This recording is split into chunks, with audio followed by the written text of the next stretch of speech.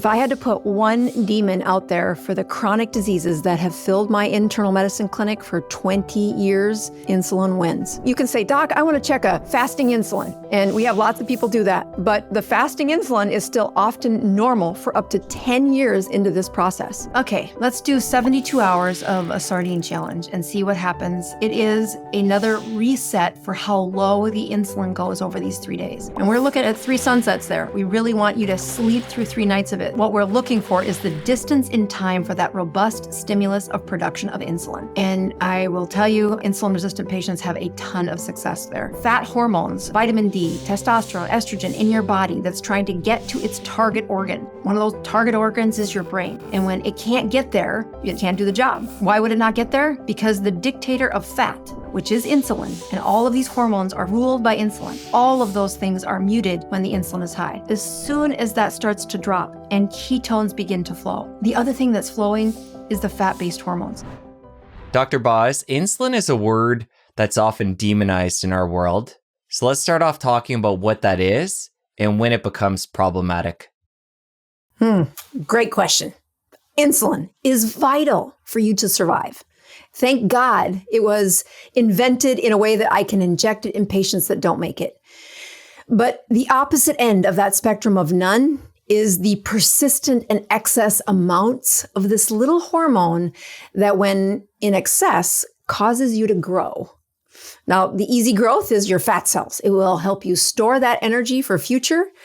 But the other components of your body that grow almost without permission when insulin is high include things like cancers and joint disease and autoimmune disorders and brain fog. And the grime, the trash in our body grows at a rate that we can't clear it fast enough. If I had to put one demon out there for the chronic diseases that have filled my internal medicine clinic for 20 years and are only growing to younger populations, insulin wins. And for somebody right now wondering whether or not they're in that category where insulin's become a problem, what are some of the changes people will notice in their body and mind as they slip into that category where their metabolic health is diminishing? Right. Well, I'll use weight. Looking at the scale is one of the easiest ways to look at, is your body weight what it should be for your height? And you'll find everybody say, oh, that's just a terrible measurement tool. But in general, it still covers a large majority of people whose, deep in their cells, those mitochondria that turn components we call fuel into our energy, they are compromised when the body mass is getting high in the setting of insulin. And that is what metabolic disease is. Metabolic health is that we are not producing the energy in a clean and efficient way, and also reaching into those cells and removing trash at the same time. You're not going to find a test that will go into your cell and say, is my mitochondria taking out the trash? You will find clues that are in our society overwhelmingly. Start with the easy one, like your weight. Having a body mass index that is in what we call the green zone, where it's plus or minus around 25, still is one of my first things to look at when trying to assess, is somebody in a metabolic disease.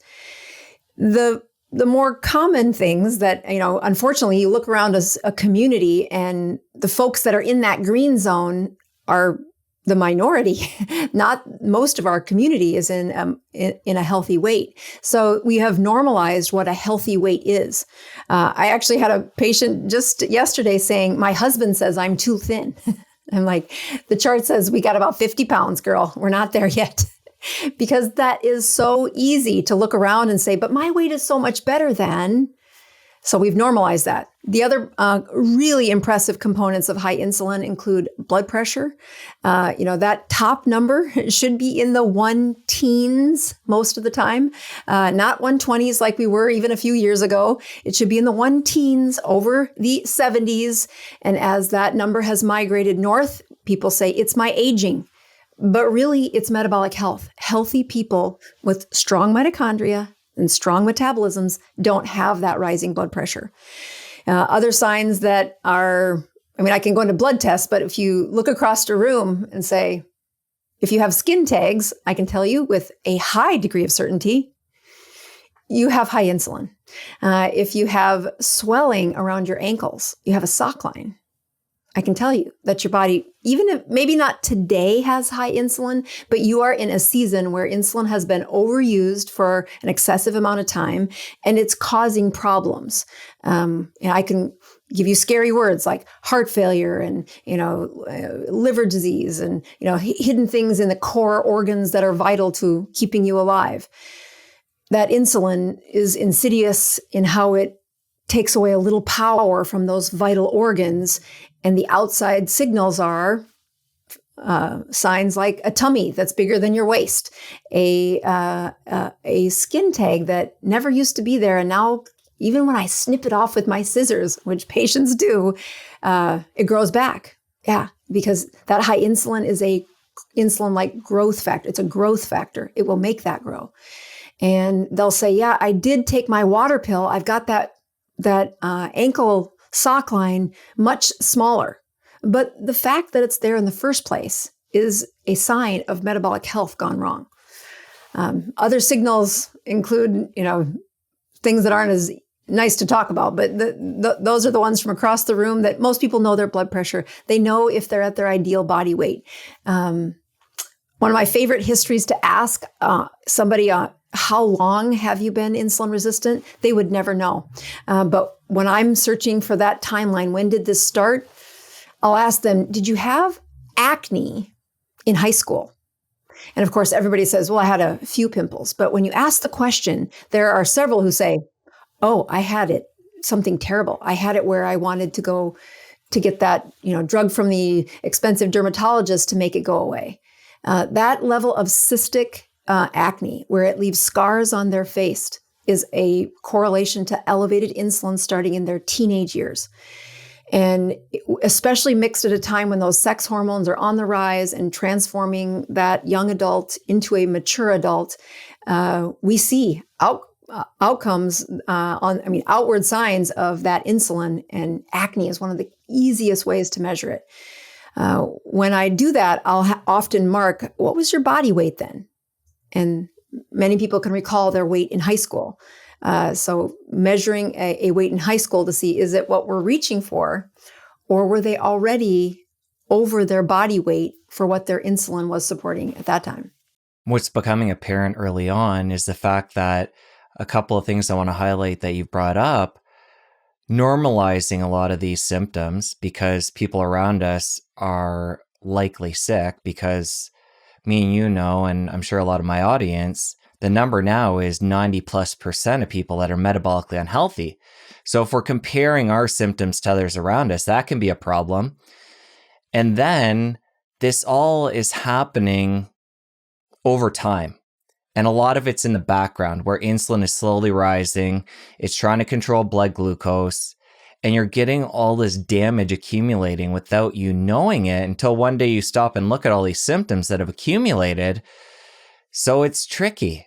It's definitely a tricky time. And this conversation is just so important because so many people are affected. And what I feel is what I'm called to teach is, let me show you how easy this is to acquire these problems. And you're not going to, even if you go to your doctor, in the first 10 to 20 years of metabolic diseases growing in your body, your lab tests are going to mostly be fine.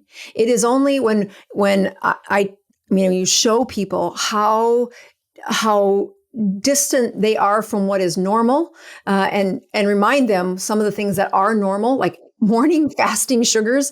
It is not normal to have 100 you're in Canada, so I'm not just 100 milligrams per deciliter is what we do glucose here. That blood sugar at triple digits is not normal. When I just checked my blood sugar before I went on your show to see at 1 o'clock my time, what's my blood sugar? And it was 86. When I woke up this morning, it was 72. And my continuous glucose monitor over my sleep time said my blood sugar while sleeping hung out between 65 and 75. That is normal. And to show patients that, they're like, there's no way. I mean, the first, they don't really know what they're looking at. But then when you start to see your average blood sugar is 105, you've been building up this blood sugar at the tune of higher and higher amounts of insulin, and nobody told you. It started, often in their young 20s with the way most people eat, and the frequency and the volume and the carb craving that most of my patients have had at least a season of. And to say, here's the consequences of that. My clinic has been internal medicine, which means we start at puberty, we take them to the grave, but I really focus on peak brain performance. And when you're looking at some of the disasters that happen in my clinic, they bring mom or dad in and they say, she's having trouble with her memory. And the first thing that happens in my mind is, oh, snap, we're 20 years late. When the memory is already recognizable by someone in your circle of trust, that is a danger sign that we are way behind the eight ball. If I had to double tap into what is happening inside the cell of the person losing their memory, there is so much garbage built up in their astrocytes, in their brain, that the protein you are trying to make to do good, that tau protein that everybody demonizes, shouldn't be bad. You need to make it for your brain to work well. But when it's hung out and didn't get removed, you phosphorylated it, your body reacted to it, and it stored it over in the corner.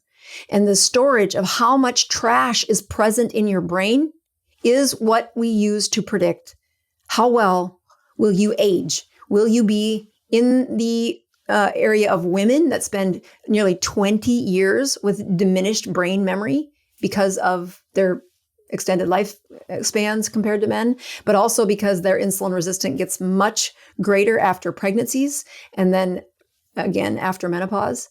Those brains fill with trash at an accelerated rate for that 50s and 60s and 70s. And it's insidious, it's tiny, it's little. And it's just a glass of wine 3 times a week. The Surgeon General says that's healthy. Which maybe they don't say it's healthy anymore. They shouldn't say it's healthy. But what we're trying to measure is who's been taking out your trash. And if nobody's been taking the trash out of your brain cells, you're going to end up with that diminished life at the end. It is preventable, but do not depend on your doctors to do this. You need to double click into your life and start measuring how am I doing? Just take a finger on your own pulse of your own numbers and own them a little bit for how do we reverse this aging brain problem that I see. I've seen for 20 years, but I see growing and happening at younger and younger and younger ages.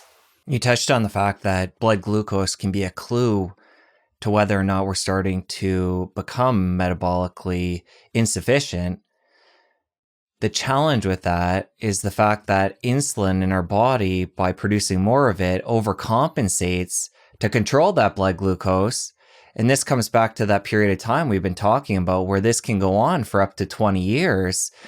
And If your doctor and you are only looking at blood glucose, you could be missing this. So let's talk about definitive testing. Somebody that might have some of these symptoms we've been talking about, but they want to be sure whether or not they're in this category of insulin resistance. What tests could they have done? Well, I will tell you, I wouldn't run to your doctor and do it. You can say, Doc, I want to check a fasting insulin. And we have lots of people do that. But the fasting insulin is still often normal for up to 10 years into this process. So we're looking at a body that still recovers well when you stop eating. By definition, fasting is in the morning after you haven't had any food in your system for hopefully 10 hours, and even 12 hours is a good rule of thumb in some clinics. So at 12 hours, your insulin should be normal. And most people in the first decade of metabolic disease still have a fasting insulin less than 7. And we would say, that's pretty normal. The second thing that happens with fasting insulin is it's best to do it before you move around. So I don't know how you're going to do that from your own bed. So, unless you're in your own bed, you would need to check it yourself before you start stirring up the endocrine system that will respond to your life. So you get up, you drive to the clinic and get your blood drawn. And in the way, somebody cuts you off and it raises your cortisol level a little. Ooh, you just screwed up my labs. So again, there's a lot of variables that people take confidence in that being normal with a fasting insulin. I stopped doing it years ago because I think this way works better. I tell my patients to get a glucose meter and then use glucose and ketones at the same time.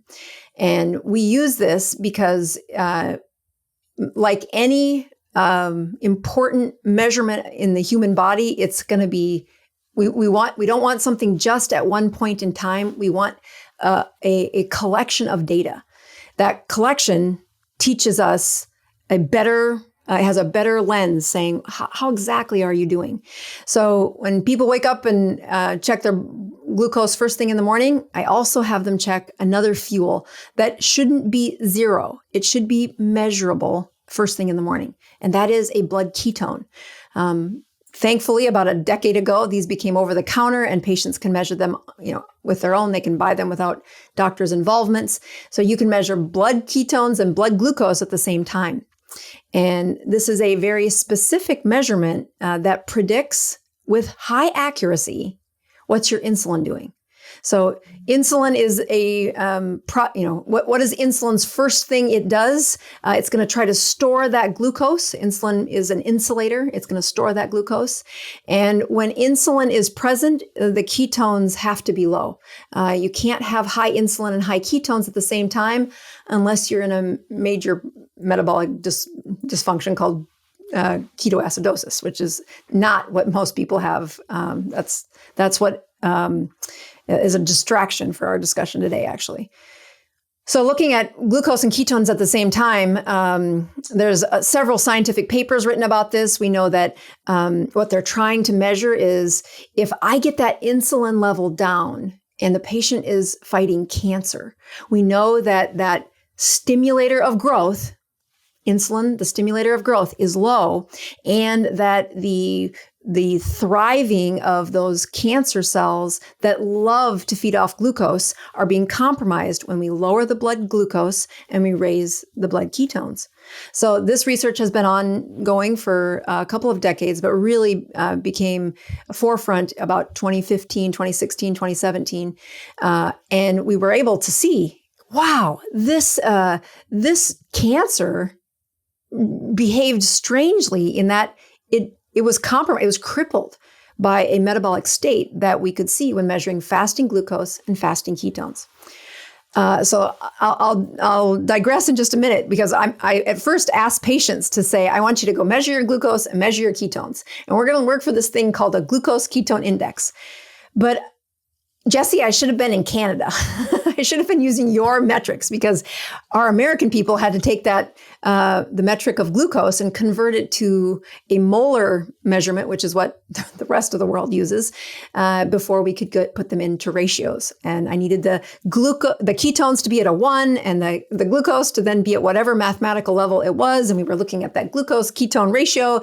And so then we would take away the 1 and just use one number. It was easy math for anybody who likes it. But about the time I go to explain this to one of my patients whose brain is a little foggy because they've got metabolic disease, oh, did I lose my audience?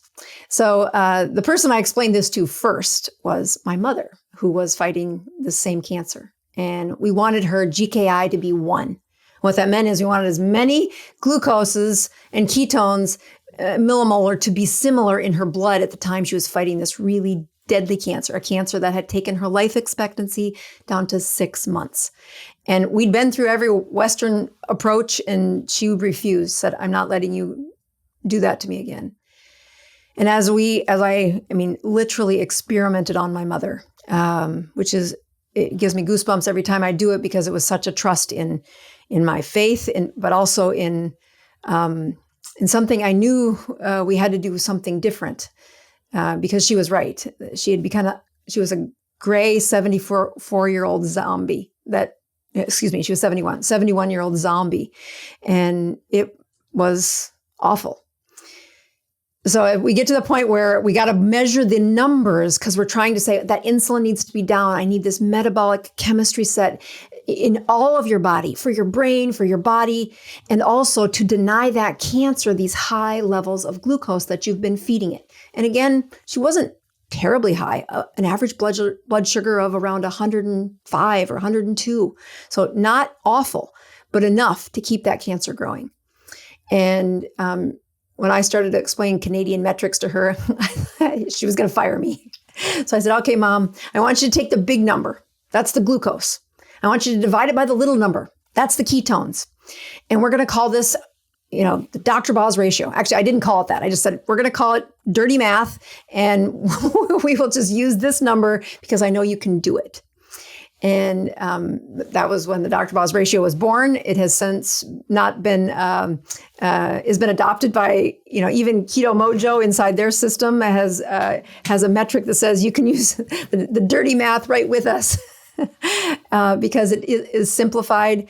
And when we look at that Dr. Boz ratio, it truly does predict health in that you can touch a workout for your metabolism better by measuring this than anything else I check long term.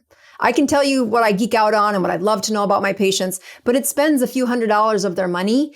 And I contend it removes the ownership that their brain and body are doing with when it comes to it removes the ownership of their ability to be responsible and really take ownership of what is your number and what are you doing to make it better or worse. And I find that's one of the biggest displacements in medicine is when patients come to get labs done or get information that they kind of hand you a platter with their life on it saying, hey, can you just tell me what to do? And they step back from really engaging and being more onerous, more responsible for their outcomes. So I really like how this does that. I do have some slides if you wanted me to try to teach that a little better. It might be a little confusing for people to see what do I think blood glucoses and ketones teach. And yeah, well, before you get into that, just to summarize what you just shared, most practitioners in our space are a big fan of the fasting insulin. You mentioned that you'd prefer to use this method. There's also HOMA-IR and the Kraft test, and those would be the top three tests that people in our world would typically use.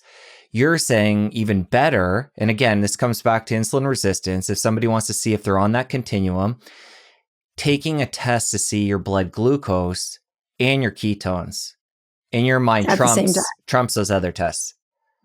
Absolutely. I mean, let's just back up a little to HOMA-IR is looking at how insulin resistant are you. But as you look at the variability of that test, you're using one point in time. And people hold on to these numbers and say, but this is what my number is.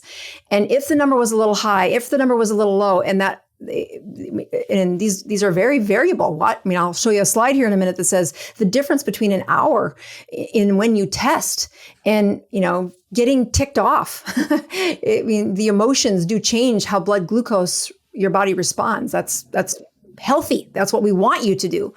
The other one that you mentioned is the Kraft test, which is a wonderful test. But have you ever done one? No, I've heard about it though. It's lengthy and you got to sip on this glucose solution and it sounds painful.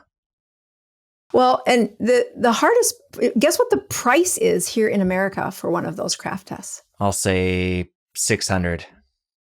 Yeah, $2,500. Wow. Plus and the reason why you're drinking glucose, which is something people in our world wouldn't want to expose themselves to, especially if they're metabolically unhealthy. Right. Well, even if you said, okay, I'm going to trade it out for a Snickers bar or something, I'm going to measure my some clinics will say I do a Kraft test using something that they're more likely to be eating. Okay, fine. So I think you're measuring the fairyland there. I think, have them eat a Snickers bar, standardize it, but because there's a chance they might eat a Snickers bar or something that's in that realm. Even a quote healthy protein bar that's got substitute fiber in it or something. It just, when I look at insulin resistant patients and what their blood sugars do in response to some of those foods, it's very telling. It's just the burden of the cost is also like, oh, that's really ridiculous. And I don't get $2,500 worth of data out of one check.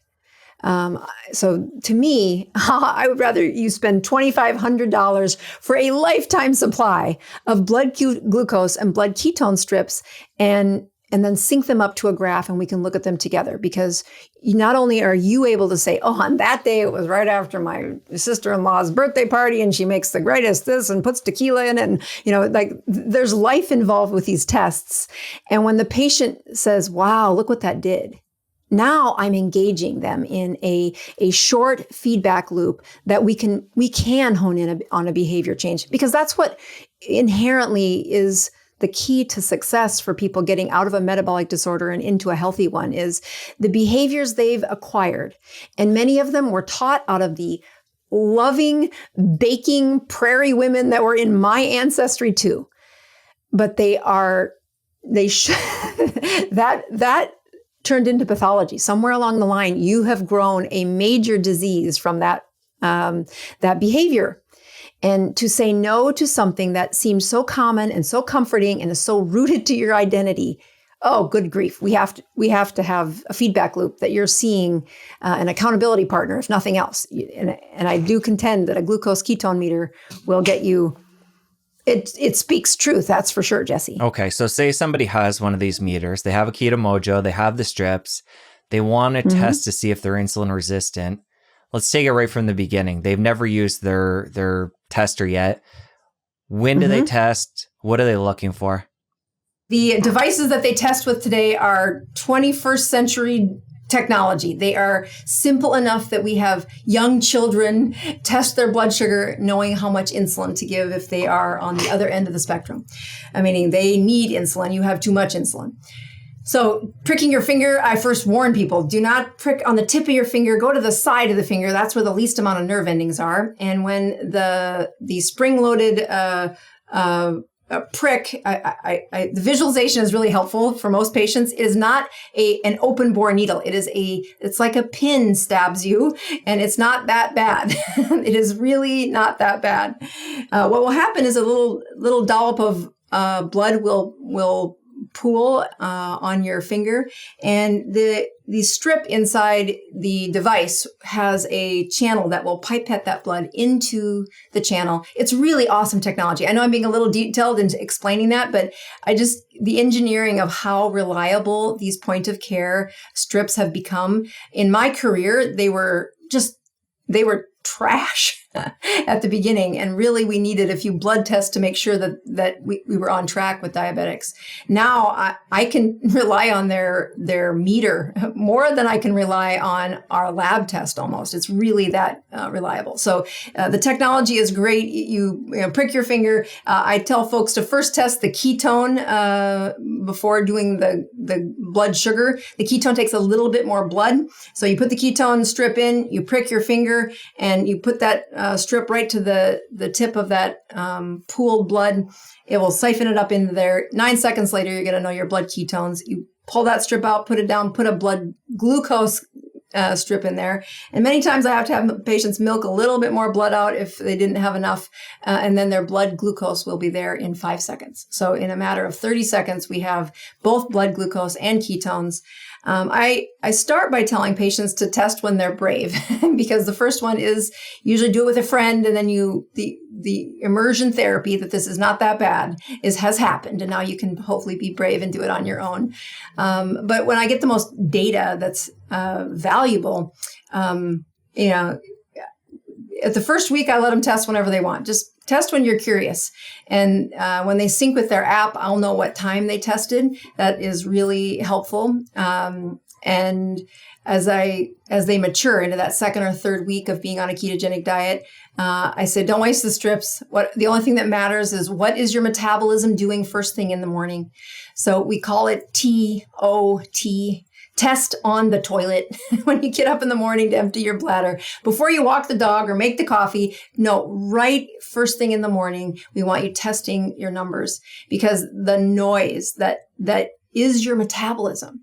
Thinking changes your blood sugar. A big bowel movement changes your blood pressure. Walking the dog clearly changes your blood sugar. Do not do those things before you measure if you want to analyze yourself correctly. So the most valuable check is when the noise is the lowest, which is first thing in the morning. There should be a purr of ketones circulating in your body, meaning you haven't had any sugar for over, hopefully 8 hours, but most people, it should be 12 hours, should be how long it's been since you've had your last meal. So 6 o'clock at night was supper, or maybe 7 o'clock was supper. Now you're checking it at 7 o'clock in the morning, and your blood sugar should have been emptied. It only stores a heaping teaspoon of glucose at one time. Your liver constantly replaces it, but in people that aren't healthy, it is used to sweeping way more sugar into the circulation than it should. So first thing in the morning, when their blood sugar is greater than 100, we know there are problems brewing.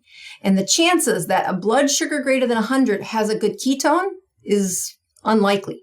But check it to measure. And if the blood ketones are what we call non-existent, is less than 0.5. So if that number is like, it's not zero, but it's zero effectively. And as people grow healthy, they don't let that ketone number sink below 0.5. It stays in a nutritional ketosis zone, which is 0.678. Mine this morning, I think, was 0.91. And I just checked right before the show, and it was in the 1.5 range, meaning tapping into my stored fat is what my body is in shape for. And that mechanism is what is needed to take out the trash in your cells. So when we are looking at these aging syndromes and people don't look at this metric, their insulin still wins. They make adjustments, but their body then adjusted too.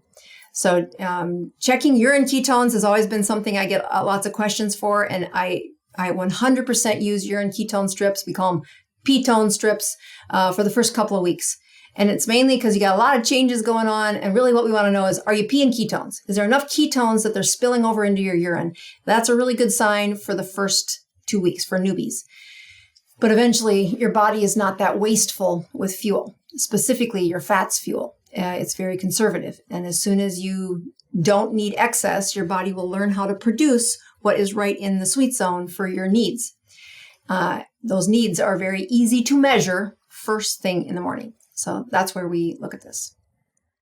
For somebody who hasn't made a dietary shift yet, and they're having a very conventional type diet with moderate to high carbs, even if they stop eating after dinner, say 5, 6 p.m., and then they fast overnight, do a reading like you talked about there, get the blood glucose and the ketones, will the average person produce any ketones? You mentioned that number of 0.5 that we need to get to actually be in ketosis, but your average person, will they even show like a 0.1, 0.2? And even the 0.1, 0.2, I would say, is a statistical error. The meters are great, but they're not. They do have a plus or minus 0.4 for their accuracy zone. So here's the best part is, when people are trying to get healthy and they make a change in their life, and you're like cheerleading them on, galvanize the heart, just get them to keep going. And then they have rewards, they feel better, their body's doing a little improvement, and then they stall. And this hidden monster of excessive insulin, of metabolic disease, it's tricking them. They're following all the rules that the neighbor was able to follow and lose all that weight, but they're not losing. And to me, what is the key so I'm dodging the answer because you presented something that I don't know the definition of, which is, does the healthy person, does the average person? And I'm like, it is what has been the most humbling thing for me, was to try and predict what's the metabolism of the patient in front of me. Can I look at, there's some, striking labs that I could make good guesses for, but for the most part, people coming in trying to live a healthy life, are they making ketones in the morning? Do they ever make ketones in the morning? And I just have learned, stop guessing and look, because it will sabotage any solid reversal of a weight problem.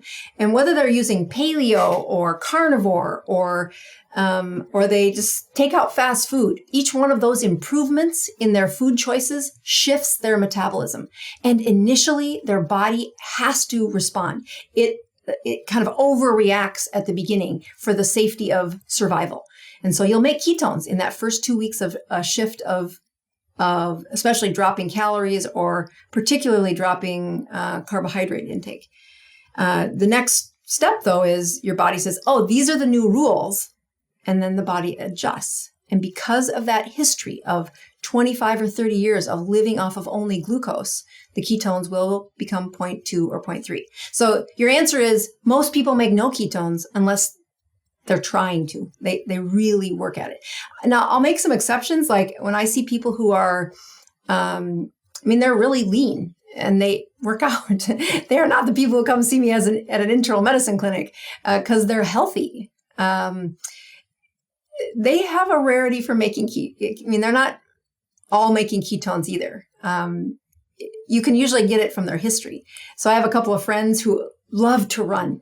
It's like the way they lower stress in their brain is to put on 30 to 40 to 50 miles in a week. And that's just their coping skill for life. But when they're not running, they're on a 2-hour eating cycle because carbs are what fuel them. Now, I'm pretty certain at the end of their run, their body has to be making some ketones.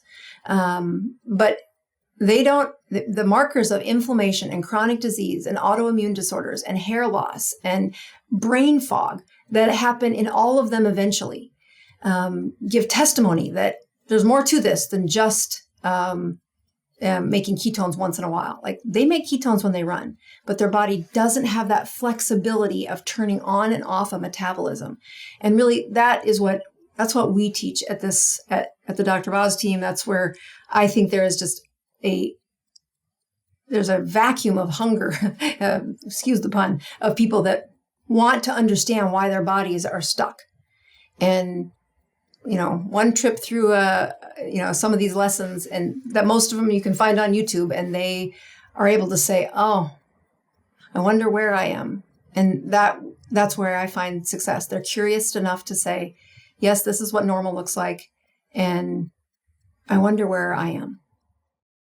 So coming back to our patient who wants objective data to determine whether or not they're insulin resistant, before they make the dietary shift, before they make any of the changes we're going to talk about today, but they have a keto mojo, they are testing on the toilet in the morning. You gave some different numbers there, but what are they looking for to know they're not insulin resistant or to know that they are? And is there a certain number of days data they would want to be able to, take that data and put it together and really determine something? Sure. Okay. Let's cut to what would I look at for a glucose ketone number that would tell me they're not insulin resistant? It would be a glucose that is at least 2 digits in the morning, meaning I'd love it out of the 90s. I'd love the glucose in the 80s, 70s, or 60s.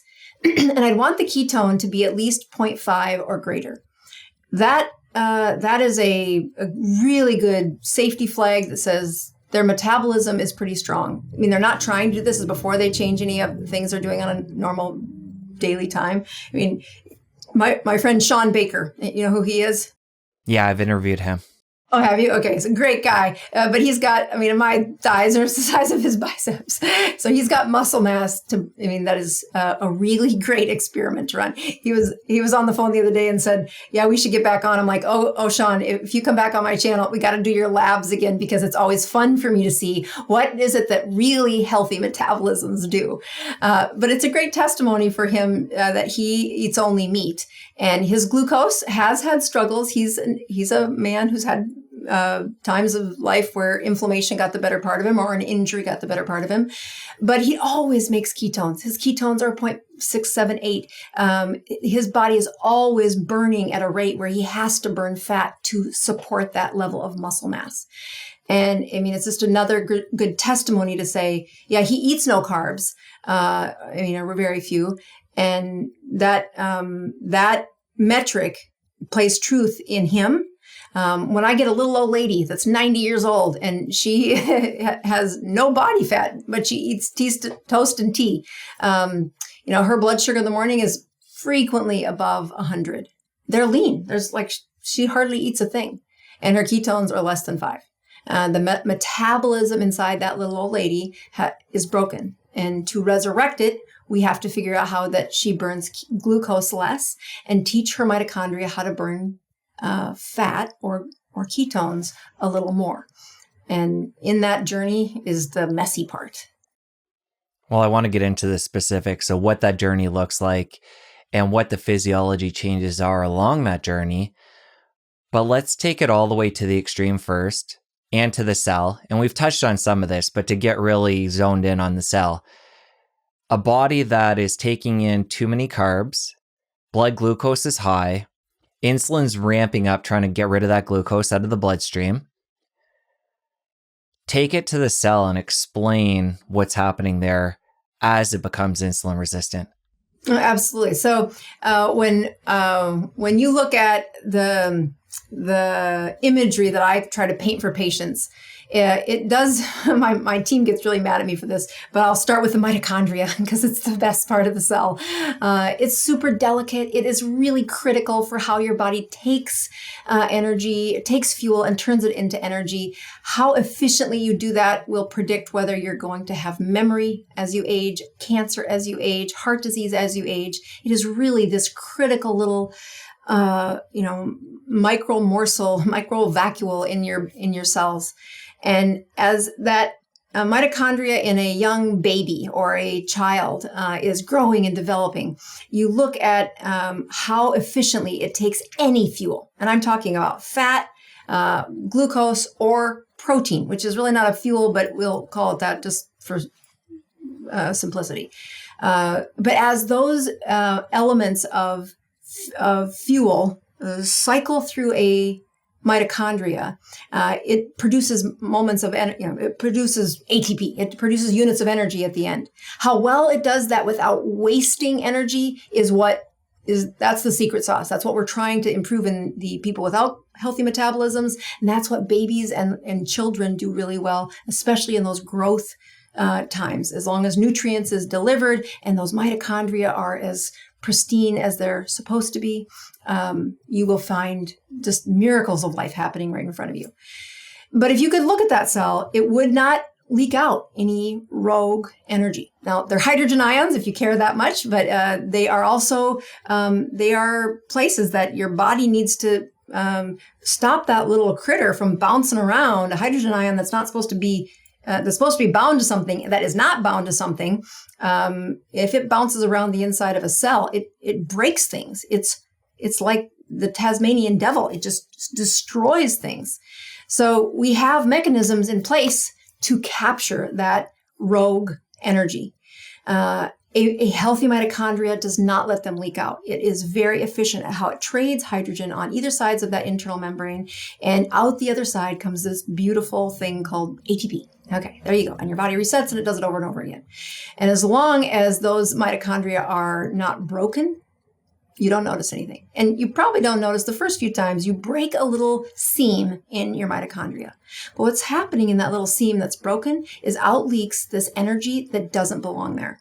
And your body's looking for anything to put a sponge on it, just like trap it. If there's a ketone around, you win. It is one of the best antioxidants, anti-rogue electron, anti-rogue hydrogens that is out there. And by golly, it's made right there in the mitochondria. So it's at the site of the problem. It's also a fuel if you want it to be, but it can also absorb that nasty little critter that will become your cancer, that will become your dementia. And in a cell that only burns glucose, glucose is our default fuel. It's what our body prefers to get rid of first. The reason this glucose insulin attention has, dominated the headlines in medicine is that without that balance, people die. And if you go back to the history books of what happens without insulin, the death of these children that didn't have insulin, it is heart-wrenching. You don't have to be a parent to feel the suffering of the parents watching their children just suffer because they could not get glucose into the cell. That's what insulin was doing when it's in the healthy zone. As you look at the space for what a ketone is doing, it also can go to the same place in the cell, but it only does that when glucose is low or when glucose is all used up.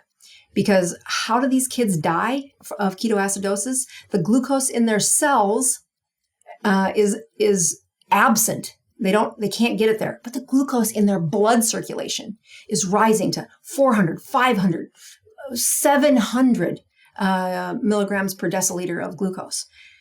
And it just swells them from the inside out and their brain swells and they die. It's like a concussion. The the brain stem, the skull needs to have a crack in it, and it's a bone, so they die. That swelling happens from that much high blood glucose. So on a cellular level, when all we can burn is glucose, it is a life-saving event so that you don't end up with what those type 1 diabetics did in 1920 before insulin was on the market. And now in 2025, as you look at the abundance of glucose getting into our circulation, insulin says, okay, give that cell some, and then as soon as it's satisfied, we're going to store the rest in fat. So you've got a bunch of fat on the body, but inside that cell, it never sees a ketone. Why? Because you never drop the glucose low enough to spark that side of the metabolism. And so the danger of having that mitochondria only burn glucose is that it gets hot. It's like a motor that never gets a rest. It's the highest tax for that glucose molecule, and it happens over and over and over again. It vibrates with excess heat, and that's where the tearing happens. That's where the breaks happen. I mean, it is a engine that overheats. Think of a ketone as the oil. That if you said, wow, if I just added oil to this engine, it would cool it down. It would stop smoking with so much debris in that cell, which is the trash inside that demented patient came from that mitochondria only burned glucose. It only burned glucose, and insulin fed it. And now we have a bunch of trash in there, and we have mitochondria with holes in them. So they leak out hydrogen ions all over the place, and more things break than go right. And that is a cell that shows up in my internal medicine clinic, and they say, Doc, I just don't understand why my brain is foggy. I can't understand why this autoimmune disorder has riddled my skin, and it's falling off. It's not working right. Why my eyes don't work right. I mean, I can go through the list of what chronic diseases show up with metabolic disease, but I'm sure your audience probably has most of them, or has had, or knows people with them. So to make sure I have this story correct so far, let me jump in for a sec here. It all starts with the mitochondria. We're providing too much glucose, which causes it to become leaky. And over time, waste builds up in the cell when there's all this breakage happening of the mitochondria and things aren't working properly. Talk about the part of the story where insulin ramps up in the bloodstream, trying to jam more glucose into that cell, that part of the story. Right. So at first, when insulin is doing its healthy part of speaking to your cells, okay? Insulin gets a signal when you start to masticate, when you chew. So even if you put a little gum in your mouth, especially my insulin-resistant patients, insulin starts to say, all right, we got glucose coming in the circulation. And as long as insulin's present with that glucose, insulin causes these two straws, or they're straws, to go to the cell membrane. And anytime glucose is heavier on the outside of the cell than the inside of the cell, the glucose sucks through the straws and feeds the inside of the cell. That's how our bodies get energy. But that straw can only stay in the cell membrane when insulin is bound to the receptor, when it's telling the cell, hey, take in some of this glucose. And the first time insulin speaks to the cell, when you're a child or when you're in a growth spurt, it takes one insulin molecule to deliver that message. But it is like the boy that cried wolf. The insulin says, I need you to take some glucose, and the glucose out in the cell is pretty good. As soon as the glucose lowers just a little, the straws go away and there's no glucose can get in. So the insulin gets a little more ornery. It says, I'll just speak louder to these cells, so your body makes more. And now your cells have learned that it takes 2 insulin to get those straws to go to the cell membrane and let those glucose molecules diffuse. I mean, there's no energy that's required. It just is a diffusion into the cell, as long as the straws are at that cell membrane. Now, months go by, maybe a year goes by, and your body says, good Lord, she's eating so much. The glucose is too high. I need this glucose to get lower quicker. I mean, we eat a meal and the glucose stays high for 3 hours. That's not healthy. We need it to go down within like 90 minutes would be a good marker. 2 hours is for sure it should be down. So now it makes 3 insulin molecules for every time you put 1 straw in the cell membrane. And you can see where I'm going here. That as time builds, the patient doesn't feel anything. There'll be times where they feel a little shaky when they didn't eat quick enough. That's because the inside of the cell was waiting for that third level of insulin to put the straw in the cell membrane so the glucose could slide into the cell and be used as fuel. And now you get to be 60, 55 years old, and it takes so much insulin. It is packed everywhere. You are making 10 times the insulin you should. You're making it at all hours of the day, even when you're sleeping, and your blood sugar still does not lower to healthy levels 10 hours after eating. That insulin resistance is where people get stuck. They get pretty darn irritable and ornery. They wake up in the middle of the night and say, I have to have toast and milk in the middle of the night because my body requires it. No, your insulin's winning. You've trained your poor cells to require such a screaming match from insulin that they can't get fuel in the cell any other way. And this includes the brain. And ketones are not coming to the rescue. Why? Because insulin's high, and so is glucose. So what the heck do you need ketones for? Ketones come when those two go down. And now you've got trash building up everywhere. You've not taken out the trash in years. The insulin amount that's necessary is, quadruple or 10 times the dose. And there is no chance that if you went without food for 5 days, and I've had patients do this for 10 days, and they still didn't get blood sugars below 100. That's a terrible idea. Do not do that. They wasted a bunch of protein mass in that nightmare. They're metabolically broken. And resurrecting the other lever in their body of how do they mobilize the fat that they've stored for years. This is also the key ingredient that they're going to need in order to take out the trash. Taking out the trash has a fancy word called autophagy. It means that your body will recycle all that trash and turn it into something good, but it will not do it until the chemistry is right. And you got to have ketones around in order to induce autophagy. All right, let me set the scene again. We have broken mitochondria. We have trash building up in the cells. We have blood glucose rising, insulin rising in the blood. Talk about outside of the cell, the problems with that insulin rising and blood glucose, and how this connects to chronic disease. Right. So yeah, like I said at the beginning part, that insulin saved their life because they have enough to get it in the cell. But now that they make it all the time, morning, noon, and night, in excess, the baseline per of how much insulin comes out of your pancreas is 3 times at baseline, not even when you eat. And that insulin is a hormone. It talks to cells. And although it puts straws in the lining for glucose to get in, it also signals things to grow. It signals fat cells to grow, but it also signals that epithelial layer inside the lining of all your blood vessels. So if I was to look down the tunnel of your aorta, or the biggest artery in your body, you would see this beautiful skin lining if you were 10 years old. But it gets to be a little ruddy when insulin's been high for this long. The first thing insulin did to the inside of that blood vessel is you can't really see it when you look down that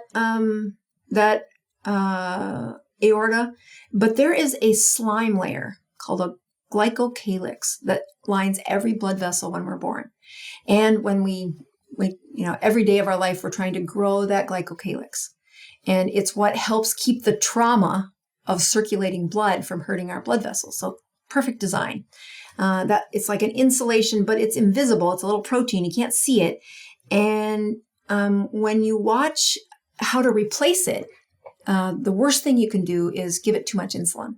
Insulin will kind of take those beautiful fingers that are flowing inside that blood vessel for protection, and they get shorter and shorter, like the beautiful carpet you have in a fancy house versus the carpet in a frat house where it's matted and down and they can't find a single little tendril there.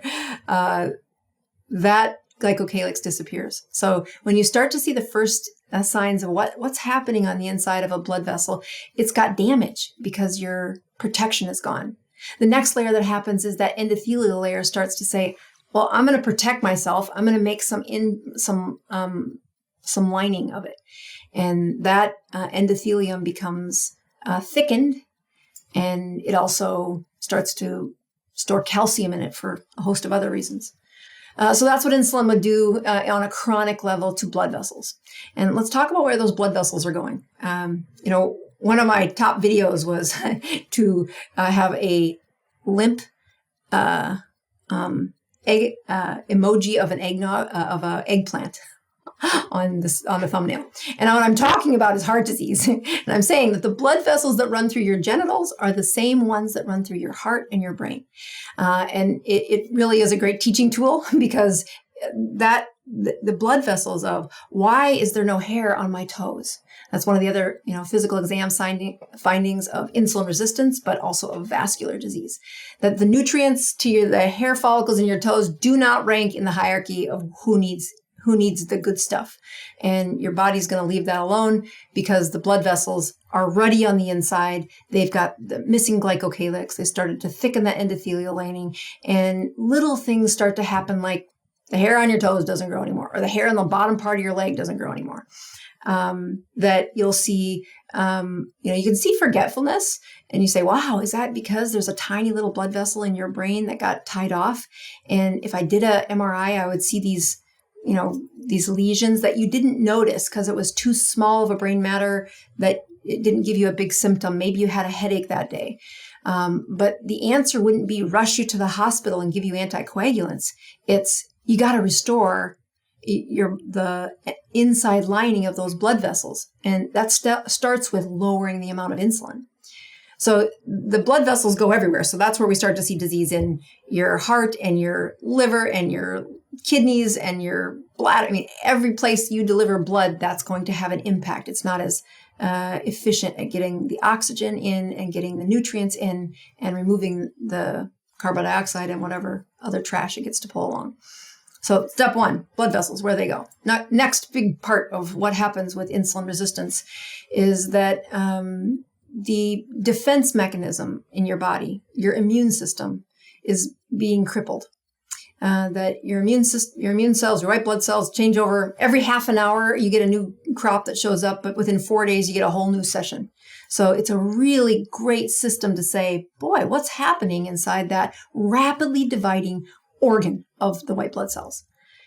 And when they don't handle infections as well, or the infection lingers for much longer than it should, or they have an error that the body has now found a part of your system that they think is the enemy. And so it starts to attack it.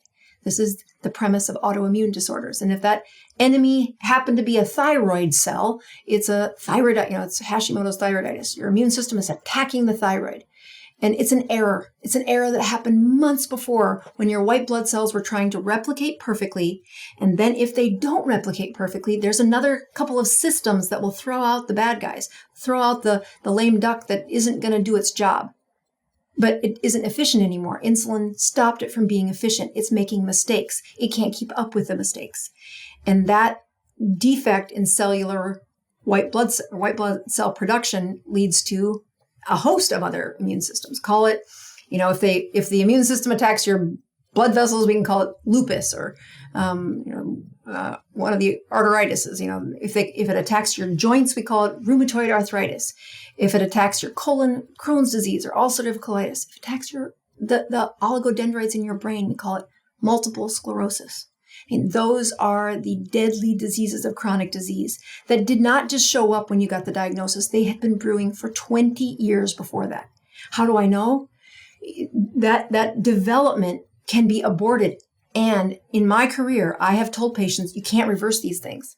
I have had to eat some humble pie saying, well, son of a gun, it's gone. I don't know what the heck happened, but keep doing what you're doing.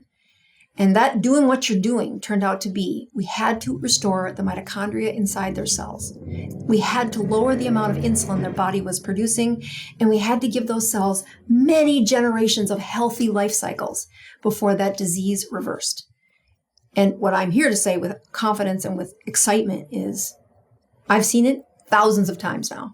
And so much that it is the footprint for what I try to teach in as many ways as I can without, losing my audience to the sciencey side of it. It does take a careful measurement of how well are you replicating those white blood cells for the next 30 years. And you can know that. You can check on that. The price you pay is if you've had an autoimmune disorder, you do a Google search, you're going to get more of them. They acquire. You get more of them as time goes on. To reverse them means you definitely have to stay away from that level of metabolism again, because if we get you healthy, it comes back really quick when you fall off the wagon. When that insulin rises again, they return. So the first thing we talked about was blood vessels. The second thing we talked about was white blood cells. Let's not miss that there are some amazing things that happen inside the human brain when we take away the excess insulin. The seizure disorders are the classic diagnosis linked to the ketogenic diet, but I contend that we should have been teaching how powerful the reversal of depression is when your brain uses two fuels. And if there's any reason that I push this, I have taken care of broken brains for 25 years. And the first sign of a broken brain is it's depression. It's inability to get over a season of disappointment or sadness, or even just of ill health that the brain just can't resurrect. And one of the fastest ways to do that is to give it a different fuel. Those first few steps of how a brain is sluggish in the way it makes proteins, the way it makes serotonin, norepinephrine, dopamine, and the way it surges for performance and relaxes during sleep, that insulin mutes all of that. High levels of insulin take it to it's not human. It's not what human brains are meant to do. It's this tiny little range of function that their brain can still do. And as we restore their metabolic health, the range of function is the best part of what happens in a ketogenic diet, is that peak brain performance, never done better than when their brain uses both fuels multiple times throughout the week. And you do not have to guess on this. It really is a season where you can measure it and just show yourself. Well, let's give people the playbook now. Let's talk about specifics. Somebody that has, say, depression, autoimmune disease, we can, throw at any chronic disease, and they want to get practical. Mm-hmm. And they now have some of the pieces, insulin, blood glucose, they need to fix the mitochondria. But what does that look like? And how long does it take? Yeah, wow, that sounds really daunting, right? Especially if you're sick. Like, no, this sounds awful. I'm clicking off. Like, don't click off. It really isn't that hard. Like, the sciencey stuff to me was, when I first heard about the ketogenic diet, I actually was like, oh, great. Another fad diet that I have to explain to patients is a fraud. And then my ability to find the fraudulent part of it took a lot of my time because I was sure I was right. But I was wrong. And so the sciencey stuff is for those people that need to say there's evidence behind what we're doing. But let me tell you the practical parts is that this, it never felt so good. The first thing I do when somebody's saying, I really want to do this is I start with, I know it's a little cheesy, but it is, there's a reason every self-help book starts with this. And that is revisiting what is your motivation? What is your why?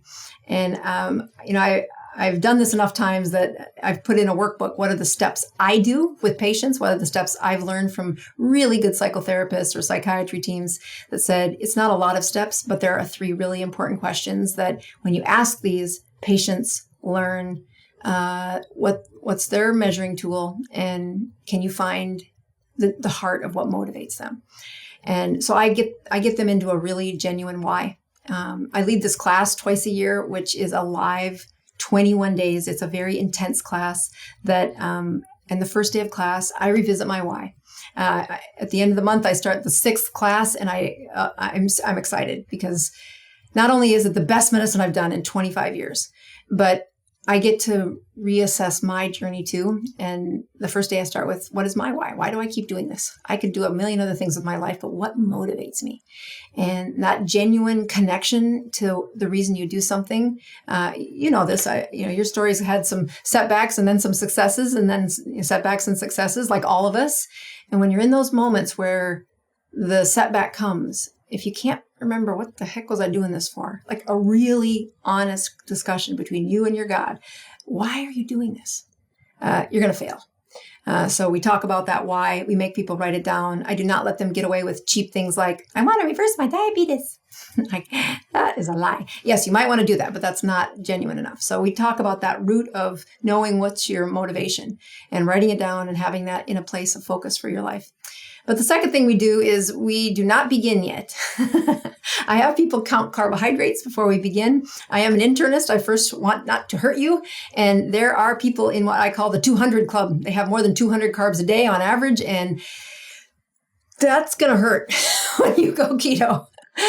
So I have them get out a chronometer app. It's a free app online, but it's the most accurate for tracking carbohydrates. And I go through this in the workbook as well, just saying, look, you just do not begin ass over apricot. Do not do this without knowing a couple of things. If you've got more than 200 carbohydrates a day, I'm going to want to step you through this. You're going to want to cut down for a week, and then we're going to start. So what's usually, it's classic, is they just do not realize how much their food is filled with carbohydrates. And I don't play that net game. This is a total carb game. We are looking for success. If you want to play around with a ketogenic diet, there's lots of other people you can follow. But if you're looking for I take care of the folks who've got severe problems, and I want them to see this is the rules I use. If you had cancer, if you had seizures, if you have autoimmune disorders, you've got to follow some of these rules if you want the reversal of the disease. It's not a secret, but it is difficult. So that first week, how many carbs are you taking? And if it's 200, cut it down to 100 for the first week before we start, or at least for 3 days. The second thing I do is I have them clean out their cupboard. As soon as they realize how many carbs they're eating, the cupboards get emptied, and I have them post a picture of what their pantry looks like. Because if there's a bunch of processed carbs left in your cupboard, this is an addiction. And if I were helping you with alcoholism, I would not condone you working at the bar at night. You're too close to the drug that has consumed you. Those processed carbohydrates are going to feel really good. And that demon of what insulin has become in their mind, boy, it's more powerful than any word I can come up with. So having that carbohydrate too close is danger, danger, danger.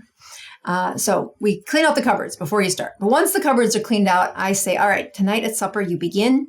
And I have them go out to eat, because I don't want them going grocery store. I don't want them filling the cupboard yet. I want them going out to eat. Maybe they can have a couple of eggs in the refrigerator, but they go out to eat, and they have they have chicken wings that are little bitty chicken wings, not the chicken nuggets. These are chicken wings, and they don't have breading on them, but most people like chicken. Even if you look across all spectrums, chicken's pretty easy for folks to like. You can have a rub on there. We don't want you having a lot of sauces, and you can dip it in the real ranch dressings and real ranch or real blue cheese. We want you having fat and protein. I point out to the casual listener that the key about that first meal is that we want them eating the skin, and we want them eating the tendons, and we want them eating the gross part of that, not just the chicken breast, because it is in those, the parts, the whole animal, that we really do have, your body will have an attraction for that. And I need your palate to start to develop in what is that?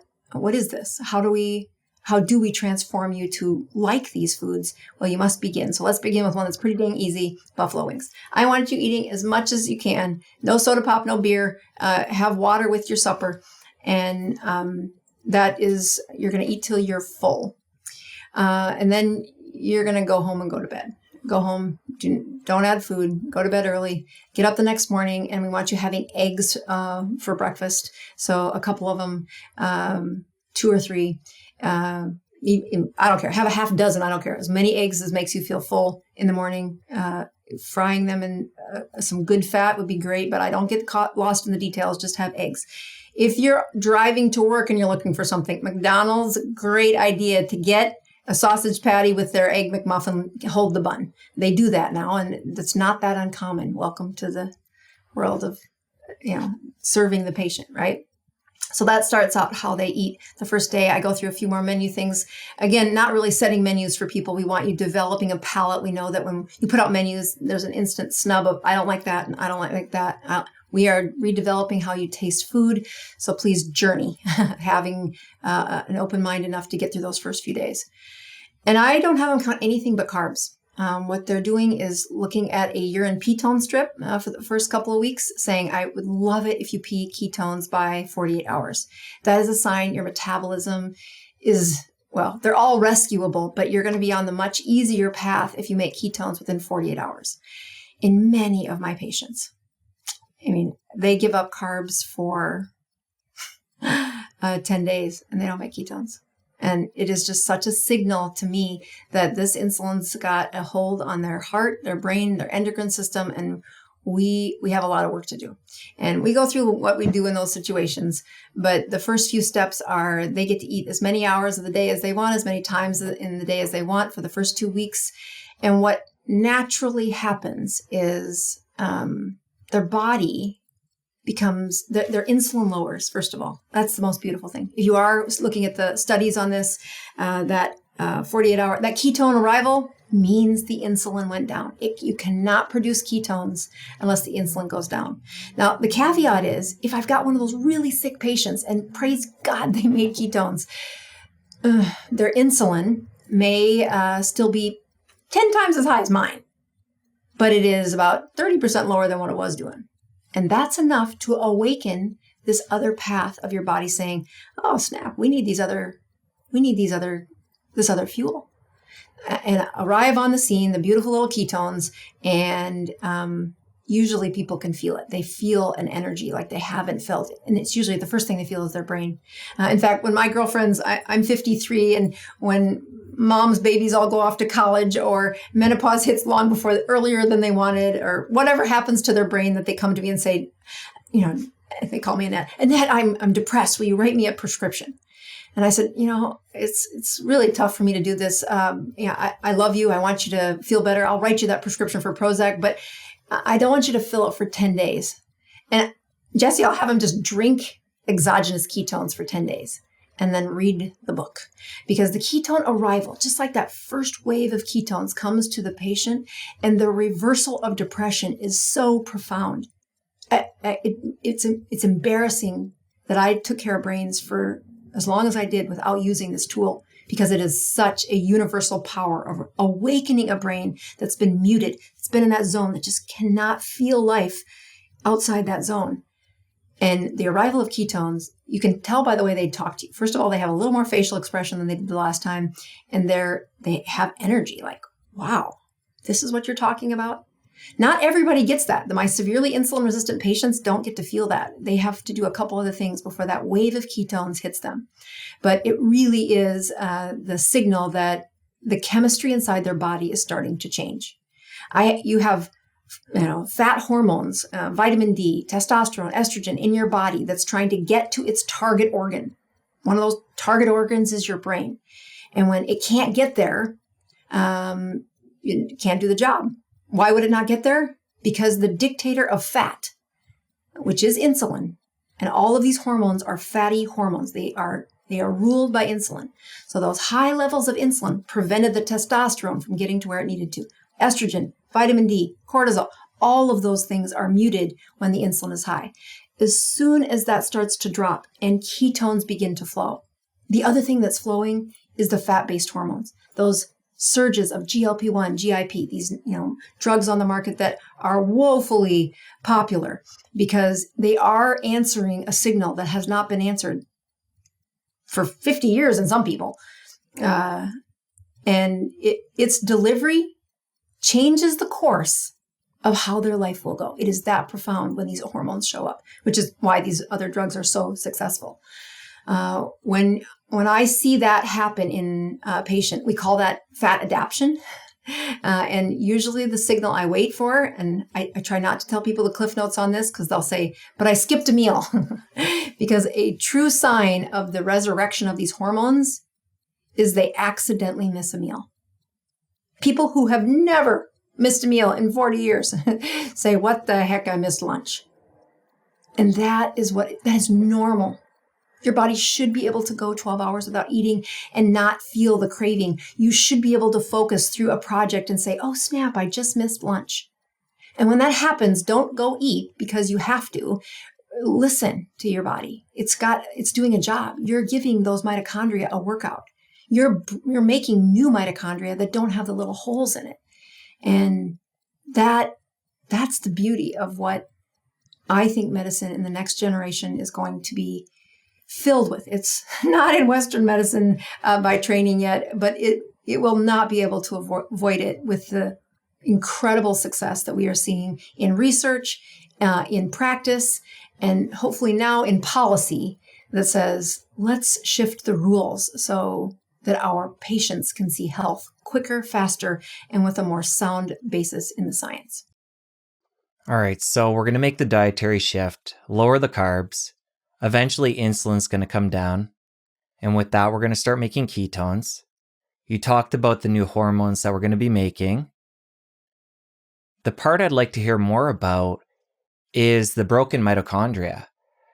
And just because we're now making ketones, which are a new fuel for our mitochondria, most likely, does it take a period of time before they become adapted to that fuel? Obviously, they're broken, so they need to create new ones or repair. But how good in the beginning is our body at using that new fuel, ketones? Yeah, so that's what takes the first couple of days before they feel better. Maybe probably about 4 days before they really feel the improvement. It is where this Dr. Boz ratio comes into play, is that people want to measure it, and I really support that. They don't. Okay, let's put it this way: my people want to measure it. The people who follow me, and maybe it's too many engineering brains that like this, but you can see the failure coming. It doesn't show up like one day. It just doesn't work. You can see the body resetting. So you're right. This first wave is easy. We call it, they make a tsunami of ketones. They do great. And then their body starts to adapt. The first week, maybe a few new mitochondria are made because it's such a dramatic shift. The shock of a new chemistry set will cause mitophagy, production of fresh mitochondria. It really is the highest surge of those mitochondria being replaced, we think, happens in the drop in the blood sugar, actually.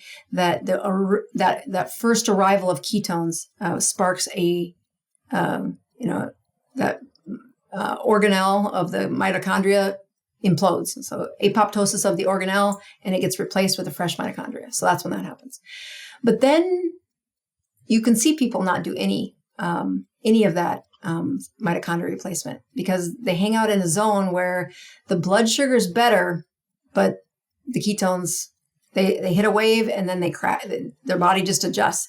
And what's truly happening in the background is they had so much insulin to begin with. Yes, we lowered it by 1/3, and that was such a good relative improvement. And then the body reset, and then there's still plenty of glucose, and there's still a lot of insulin. So now those ketones are back at 0. So now they need to reset again. And then they need to reset again. So that word ketoCONTINUUM did not come out of my, creative brain. It came because, another patient stalled. Why are they stalling? And what they would teach me by saying, look, here's what we're going to have to do to get this going again. I want you to do this for 3 days, come back in 3 days and show me what happened. And as I learned, that's what a severely insulin resistant patient does, is they push the reset button way faster, meaning that insulin drops and their ability to replace the mitochondria slows to 0. So you can say the ability for a mitochondria to be replaced is autophagy. That's this word where you say, well, how do you measure autophagy? And the answer is only researchers have the ability to measure it. We have the ability to approximate it. We do know that it's a shift in when the cell is flipping back and forth to glucose and ketones, your body will always want to go to glucose. Don't worry, it doesn't need any help with that. What it needs help with is seeing ketones often enough and being reminded that's what it is, and then doing the metabolic work to see it flip back and forth. So when we look at the Dr. Boz ratio, which is a glucose divided by ketones, and if I can get their Dr. Boz ratio to be less than 100, they're usually all losing weight, even my insulin resistant patients. But if I want them to be repairing mitochondria, I got to get their Dr. Boz ratio to hit 40 at least 4 or 5 times a week. So I'm looking at a morning fasting number of 40. That is very difficult to get in these insulin-resistant patients without just knowing the rules of how do you do that. And that's what that process, when they just think they're chasing a number, they lose focus. Like, okay, so I don't hit as good a doctor, ratio as you. Who cares? The reason you care is that's how you take out the trash. That's how you undo the dementia coming your way. That's how the mitochondria get replaced. And I think this is that core spirit of how do you help patients really have the gift of health. And that means you teach them well enough to say, this is what you're searching for. This is why you need to do it scientifically. Know emotionally why you need to do it. And then best way for you to do this is not alone. Be in a group, be in a partner, have a support group of your own, have a family member do this with you. Because in the isolation, I don't know, the devil talks too loud. It's just easy to say yes to a carbohydrate that you didn't mean to, but you do now. And it's a very predictable pattern that when they stall, if they can phone a friend, the time off the way, falling off the wagon, time off the path of improvement is shorter. And we work a lot with that in our company. Like this community needs to be alive with small groups, helping one another. I want to come back to your keto continuum. And I think this is a really important piece for people, and you've touched on it, but I want to go deeper into it. The fact that even if you're doing things quote unquote correctly, you're going to hit these plateaus as you go deeper and deeper into this world and continue to find new levels. You're going to continue to want to stress your body in different ways. You hit another plateau, you got to have a pivot at that point and push it even further. So talk about more of that process and give people more of a heads up in that realm that it's not, this is exactly what you're going to start doing and just follow this for the rest of your life and you're done. There's going to be things that come up and you're going to plateau no matter what. And you need to have certain tools when that happens to have breakthroughs. Oh, it's exactly where when people pick up the Keto Continuum and they have read the book or they've heard David's story, often they can relate with the early stages that he's got a lot of problems. But what I hope people connect with is, David got to several parts in that story and his life couldn't do them. And by that I mean, do you want to use the slides really quick to say, here's some of the steps and I'll show you where David got stuck? I think it might be useful for you. I think it's a great time to bring those in. Okay, perfect.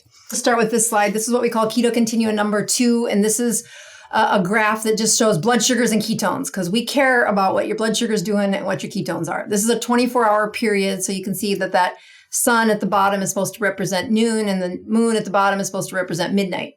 And this is a pretty typical American who's eaten it, somewhere mid-morning, a little right after lunch, and then gets home at supper time and eats another big meal. Their blood sugars go up to about 155 when they eat, and that's healthy. There's lots of my patients that don't come close to that. But their morning numbers, what I want you to see carefully is that their morning numbers are in the triple digits. So he wakes up with a blood sugar of 100. That cortisol bump at the beginning there says, yep, his blood sugar rises without him even eating. That's just his brain saying the sun's about to rise. And then he never gets below 100 the rest of the day until somewhere in his sleep. When we add ketones there, this is what's happening that first couple of weeks where he has ketones that are in the fun zone. He's got 1 to 1.5 because he is eating only fat and mostly fat. That's what the chicken wings and dipping them in the fat and having eggs and bacon for breakfast and really finding high fat foods for that first week, keeping the carbs low, less than 20. And this is what that success looks like. But we call this Keto Continuum number 2. And what happens shortly thereafter is the ketone sink. This is when they adapt. There are a couple of steps in that where that sink of the line takes, sometimes 4 to 6 weeks. In my really insulin resistant patients, they can have it flatline by the end of the third week. Like they had a wave and then their body adapted. So we say, all right, Keto Continuum number 4 says we're going to have you eat in 2 boluses a day. So we say, you got to cut out one of the meals, find a way to cope. This is a new, up until ketoCONTINUUM number 4, we tell them that chemistry really carried you. We told you how to eat differently. The ketones showed up. Everything felt lovely. Your endocrine hormones are rising. Now we need you to add a little discipline, which is we need you to skip a meal in the middle of the day. That's what most people skip. It's just the easiest one to find, that they'll eat somewhere around noon, or maybe they eat their first meal a little later and skip that afternoon one. And they really do not find it challenging, Jesse. The satiety hormones are still working pretty well, and they will see the ketones rise. Now, it's not as lovely as what the first wave was. You'll notice these are from 0.5 to about 1.1, and they do well. They do well for a while. David did well at this point, and he probably stayed here for 6 months. He didn't need to do anything different. But then eventually his body adapted, and he really wasn't seeing ketones. You could wake him up at 3 a.m. and maybe find a ketone above 0.5, but really couldn't find it. And everything in his, his blood pressure was really a big part of his story too. It came down quickly. He didn't know he had high blood pressure. He avoided the idea that he might have high blood pressure, I think. And his waistline had sunk really well for those 6 weeks. It wasn't fast, but it was definitely steady. And he's a very creative man. His creativity was really good. But then he just noticed it feels like it's going backwards. Something's wrong. So this is the first lever that we have patients pull. The first one is to remove that meal. The second lever we have them do is we introduce something called an eating window. What is the first calorie of the day that you eat and the last calorie of the day that you eat. We also include sugar substitutes in that we don't want any, there's lots of ways people play tricks on you when you give them rules. And so I've had to change my language. So calorie to calorie is one way to say it, but also we just don't want you adding a whole bunch of mints throughout the day or chewing gum. It really stimulates the insulin on insulin resistant patients. At this stage, we also do allow them to keep fat in their coffee in the morning using that butter or coconut oil or MCT or just heavy cream. And so he really enjoyed that. And so we don't take that away at first. And so that's the eating window. He was able to tighten that up. And like most people, when they first tighten their eating window, it does not help them because if you'll notice, his evening hours are what we're fighting here. If we look at the eating window that's that late, it really doesn't help. So we slide the eating window towards morning. And this is really where this next layer of support group and discipline come in, that you have to stop eating. I mean, really, David's success came when he was able to he did this part and was able to lose another probably 30 pounds. And his ketones were really responsive. It's a little different shape here, just giving you a little more idea of how responsive his body is. It turns on and off that ketone production much better. And I can tell you that while he's sleeping, he's getting a little autophagy there. His mitochondria are improving there. And as we look at other factors that we teach patients, we look at sardine challenges. So this will be the first thing that I did with David was, okay, let's do 72 hours of a sardine challenge and see what happens to this. He actually didn't mind the sardines. And so you'll see that first day he had his normal eating, and then he gets into 24 hours of sardines, 48 hours of sardines. And when you look at that Dr. Boz ratio at first, that's, at the end, beginning of the first day, he's still at 150. So, I mean, his blood sugars are better, but again, he's waking up in the morning, he's having black coffee and only sardines in oil, but his morning glucose is really stubborn. So by the second day, his blood sugar is lowered into the double digits and his ketones are a little higher, that now we have a Dr. Boz ratio of 94. So he's losing weight by the second day.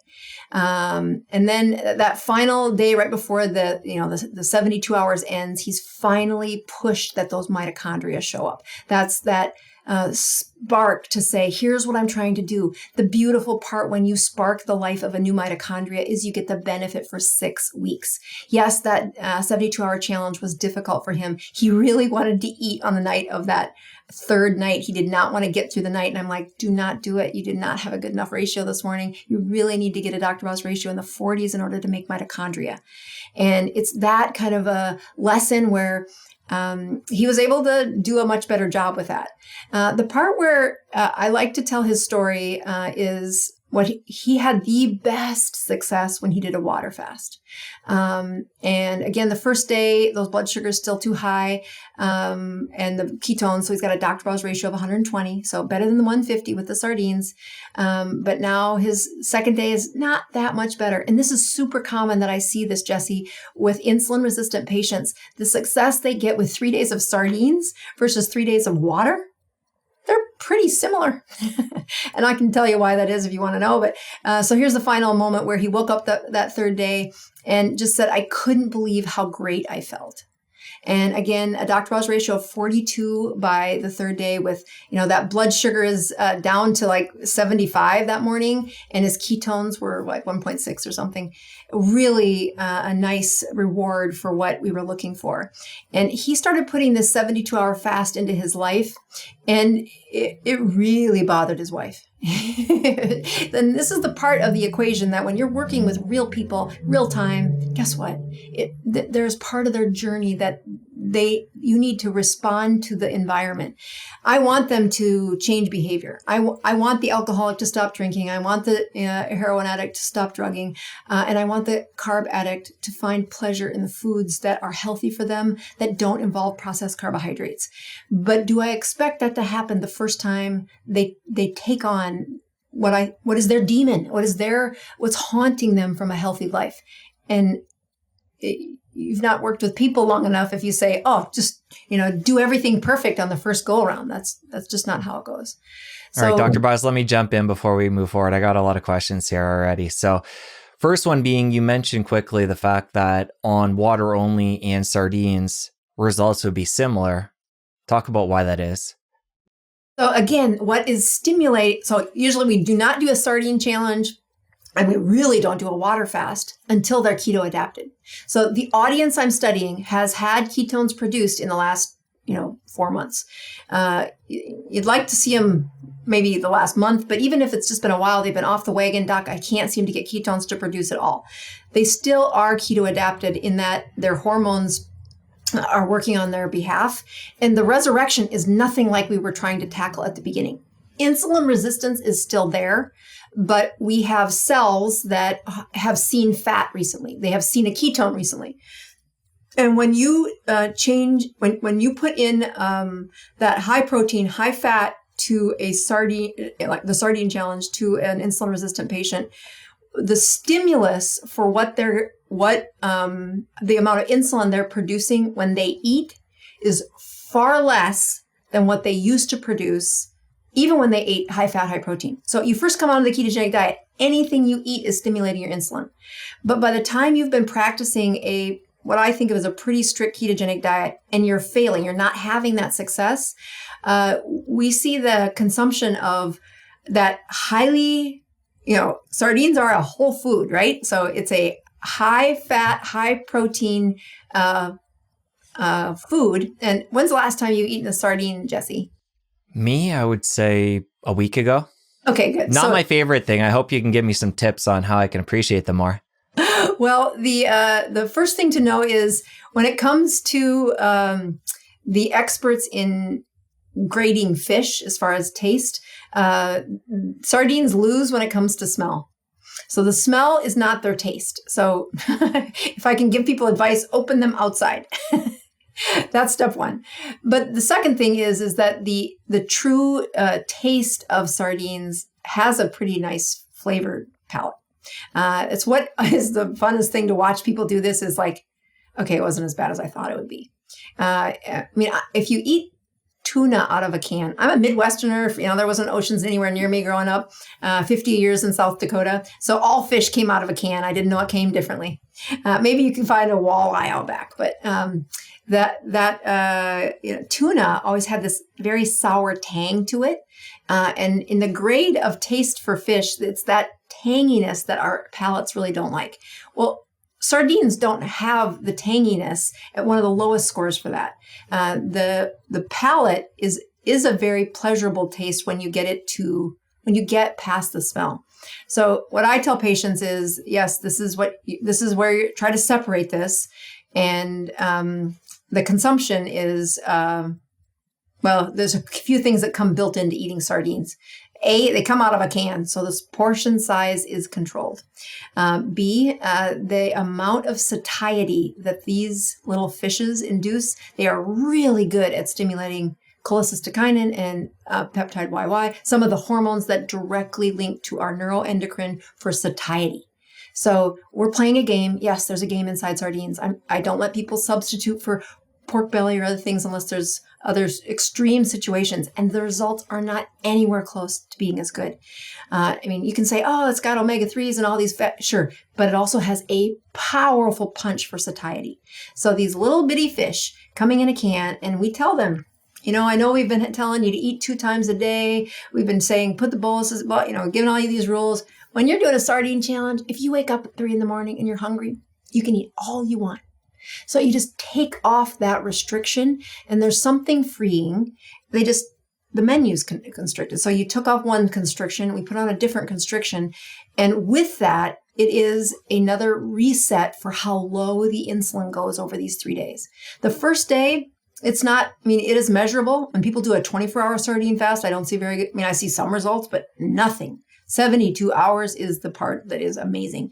And we're looking at 3 sunsets there. We really want you to sleep through 3 nights of it. So that's the part where David, whatever hour he started, I was always pushing him to say, you got to get to 72 hours. And I really want it to be in the morning. He really found success in that. And this is a common one. What we're looking for is the distance in time for that robust stimulus of production of insulin. And I will tell you, insulin-resistant patients have a ton of success there. There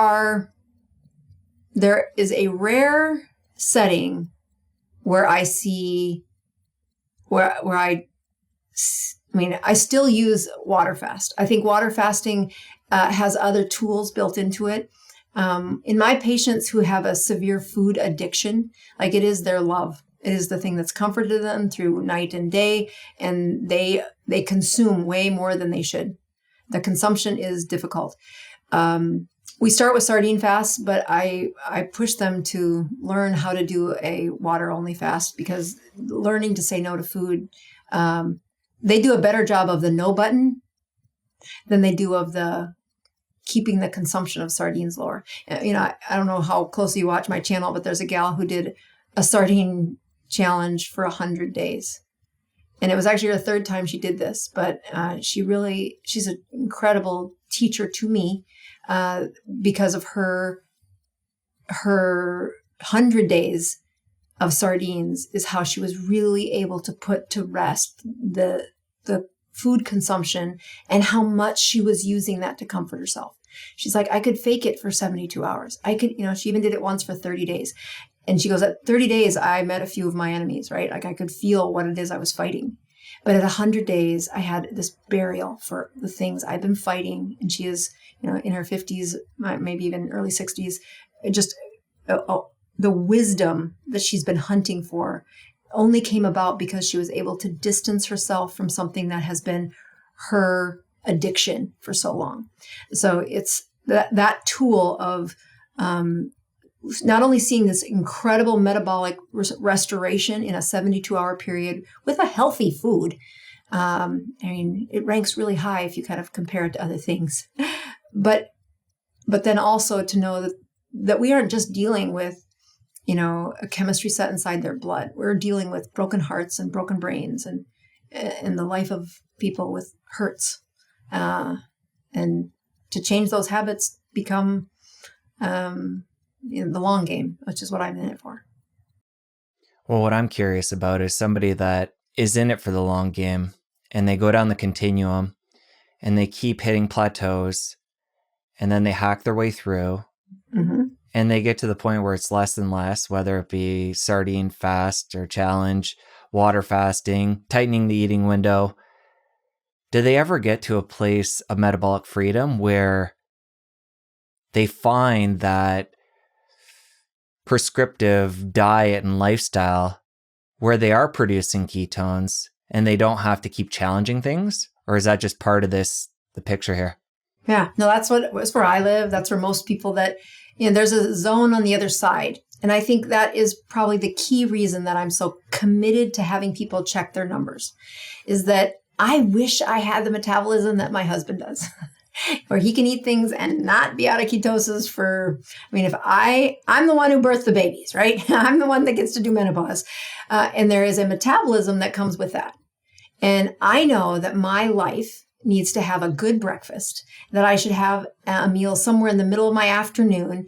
And if I am going to go out for a celebration meal sometime in my week, that I probably want to fast before I do that, if I'm trying to stay the course.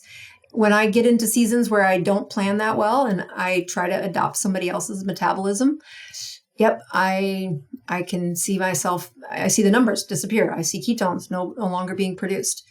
I think other things that I'll use my example, and then patients' examples I can give as well. But other things that I've added into our life that are, I don't know, maybe we're just boring, but my husband and I have a sauna date.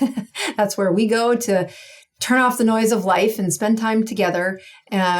We don't necessarily talk. We just both sweat. But it's another place where the science of a metabolic stimulus of using heat, it really does raise your mitochondria, turn over another batch of them.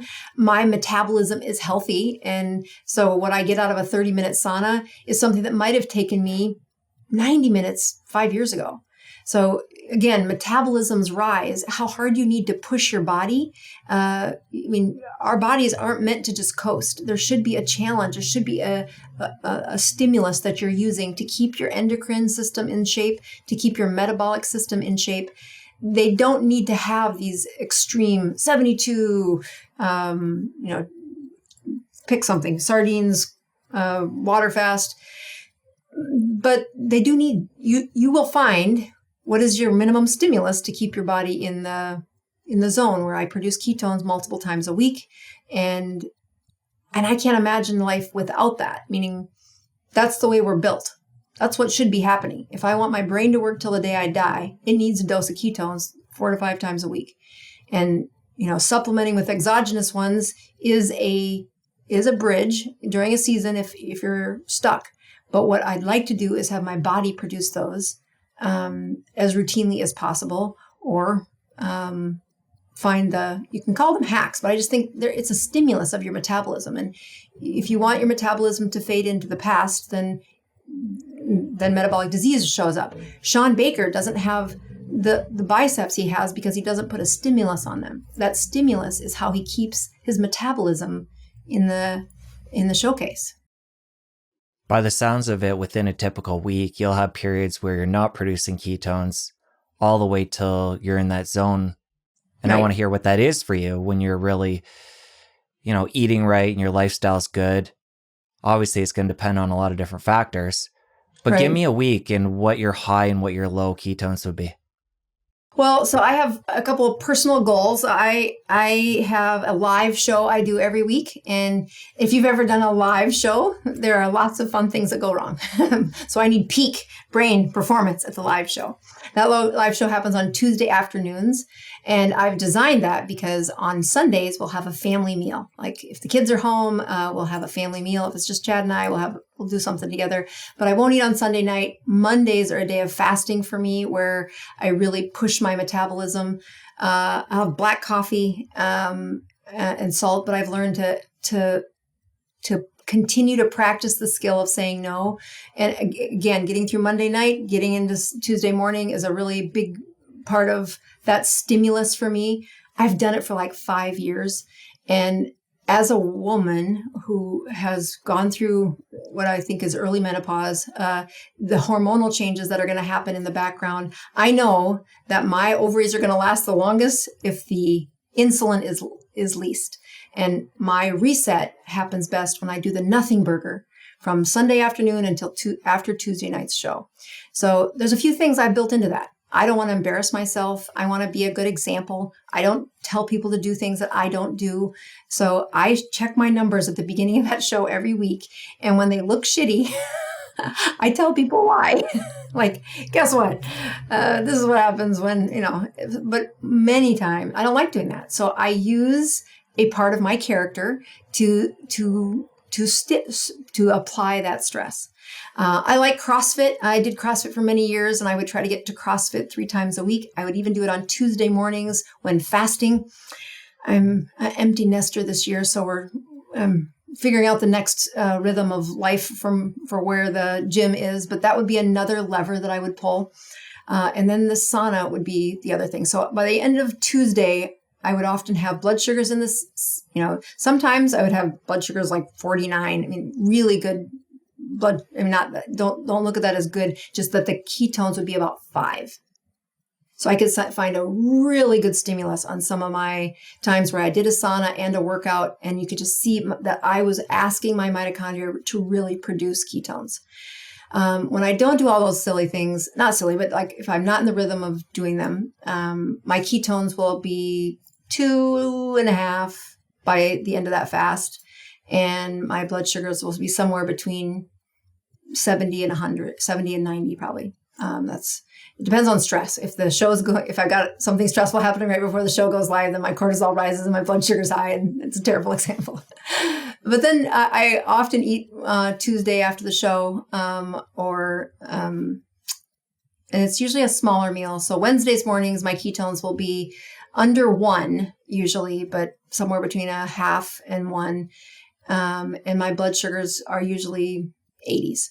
Thursdays, I do a pretty good job of being back on my rhythm. Thursdays, Fridays, Saturdays, and Sundays, my blood sugars all wake up. That's going to be somewhere between, 60 and 80, maybe 85 would be a high blood sugar for me. And my ketones will range somewhere in the morning between 0.7 and 2. Meaning it will really depend on how clean I keep the evening hours for me, and if I've been in the sauna, if I worked out the day before. And so whenever I pull one of my levers, I can see the effects. And I really think that's where the ownership of how I want to keep my body healthy, and applying it every day by having the tools, not that I have to have ordered by another physician, but to be able to prick my finger and say, yeah, that dessert I didn't need to do that last night. Do you notice a big difference mentally, physically? And I'm sure you do, but I want to hear more about it. When you're at a ketone level of, say, 5 versus 0.7. Oh, well, I mean, it's so fun. It's like legal too, right? Like, wow, this is amazing. I mean, my whole clinic's been on peak brain performance, not because I really am curious about the neuroscience of how to help people, and watching it decline is something I've seen too many times to not really own in a serious way that the prevention's way better. Whatever, dementia and a riddled brain it's a trap that you can't get out of once you enter it. And I find when my ketones when I do a surge once a week, the night of sleep, you can have ketones too high that you can't sleep, but I've been practicing it long enough that if I peak, like Tuesday night is always this beautiful sleep for me. My brain knows how to use those ketones. When I surge them in a way that's that robust, my depth of sleep is powerful. I wake up the next morning so refreshed. And I have a lot of stress in my life that I do a pretty good job of trying to put up the boundaries, but I'm also human and things pile up. And when I really drop a ball is when there's just been no good metabolic stress to my brain, and I'm asking it to do things that are just pretty demanding. Do you see any disadvantage in staying in ketosis long term? It sounds like with your lifestyle, you're going to naturally have periods where you're having celebratory meals and things where you're pushing yourself out. But for somebody that's extreme type A and pushing the limits right now and heard about the 100-day sardine challenge and decides to go long term without ever leaving ketosis, you hear a lot about that being a problem. How do you feel about long-term ketosis, not having a break? I just think we're dealing with humans. Come to the front line and show me one of those people. And I'll tell you what happens is that, yes, there is, I call them the ass over apricot patient, where they just tumble down the hill and they do everything they're supposed to do. And they have all of this energy to do ketosis, and then they crash. Okay, because that's human behavior. So when I have that type A person and I can see them just stacking up all the pressure to be perfect, I tell them that's not what I'm trying to get you to do. I want you in the zone of life. But let's take Jane, the lady who did the 100 days. I had no reservations about what she was doing as far as this sustainability in ketosis because of her diseases that were haunting her. The specific one that she talks about is plantar fasciitis. Okay, so there's a tendon in your heel and it connects all the bones of your foot. And when you have it full of calcium, crusted from chronic insulin, and then years of excess weight, and then you can put some steroid injections in there. You can go in there and have them try to needle it and cut it open and do a few things. But let me tell you how those people turn out. It is not a great solution for a terrible problem. What she needed was to apply autophagy to sweep out the trash in her Achilles tendon. In her plantar fascia. I'm sorry, I said Achilles earlier too. That plantar fascia doesn't have a blood supply hardly. It's a tendon. So it is this diffuse place that a chemistry set will take advantage of. But a day in ketosis is not going to help that heal. Even a month into ketosis, and she said my pain was from a 10. A very strong woman, military history. She was at a 10 many days. Now it's down to a 5.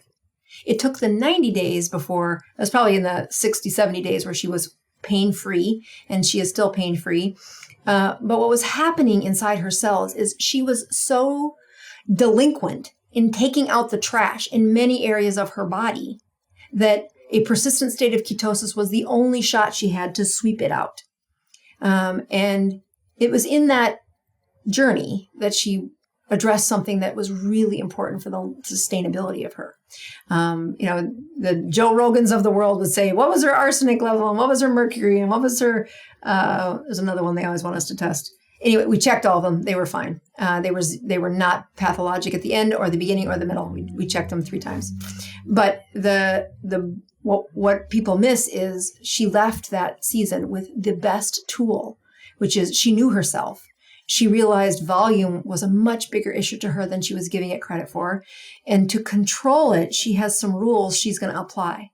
And does she get to go back to the season that she was before? No, because that life was what was burdensome in a metabolic way to her system, aging her into a wheelchair that she couldn't do her job. She was going to have to retire. So when people say, well, do I ever get to go back to drinking booze when they come in for alcohol addiction? I'm like, you got the wrong focus, buddy. Stop thinking about the thing that has destroyed your life right now. Let's think about how do we give you a better life? And they can't often hear that at the beginning. So I do not say that early in their story. But that's the gift that is hidden into any sustainable change of health. That what Jane was missing was the threads in life that she takes pleasure from, that she was using food as that place to say, this is when all else fails, I know I can just feel better when I eat. And to awaken some of the things that she was touching on, but had not really embraced in service in her community, helping her sister and her, being a part of the full picture of what she has to offer in life. That's the gift that came out of that restrictive diet. And I think when I see practitioners, chirping about a life of ketosis has these, awful consequences. First of all, show me the evidence. I will tell you their bone density gets higher, their heart disease gets less. They can't be playing in ketosis. They actually need to be measuring ketosis. This is the difference between what I think some of the studies out there are looking at and some of when you see a clinical application where you follow a strict protocol.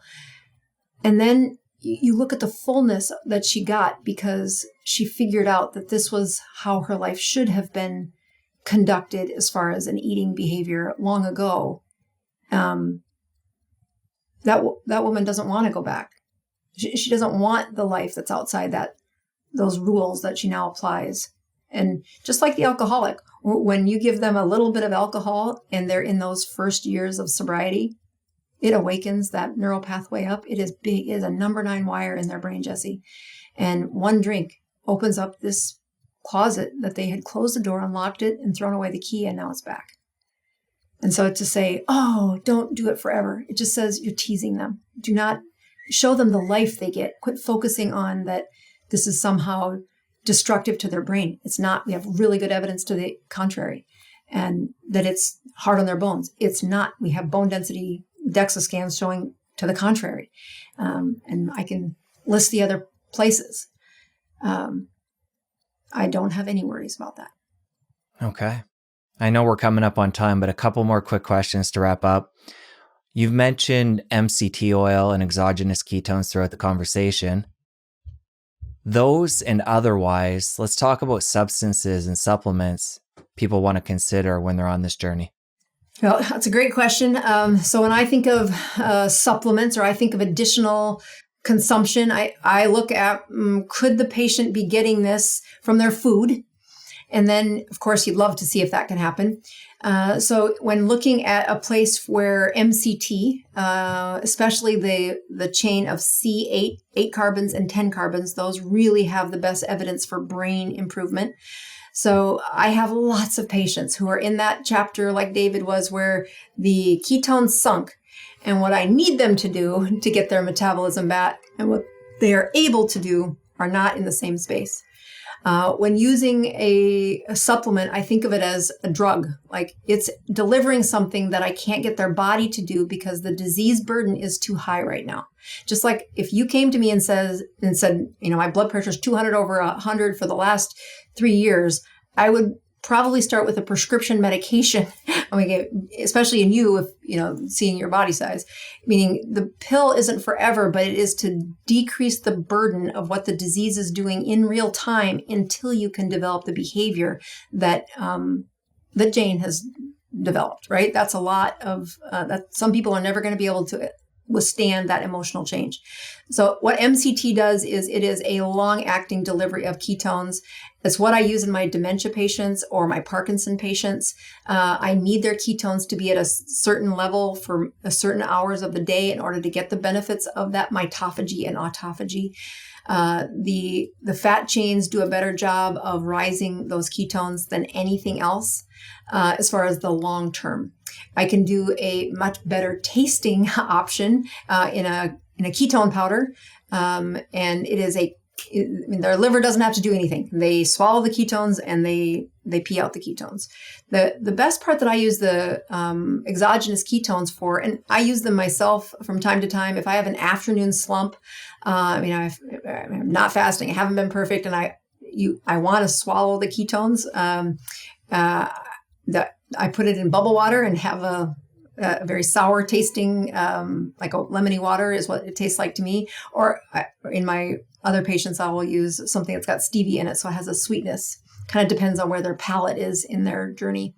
But what that does, ketones in circulation beget ketones. So that state of ketosis signals the liver mitochondria to make more ketones.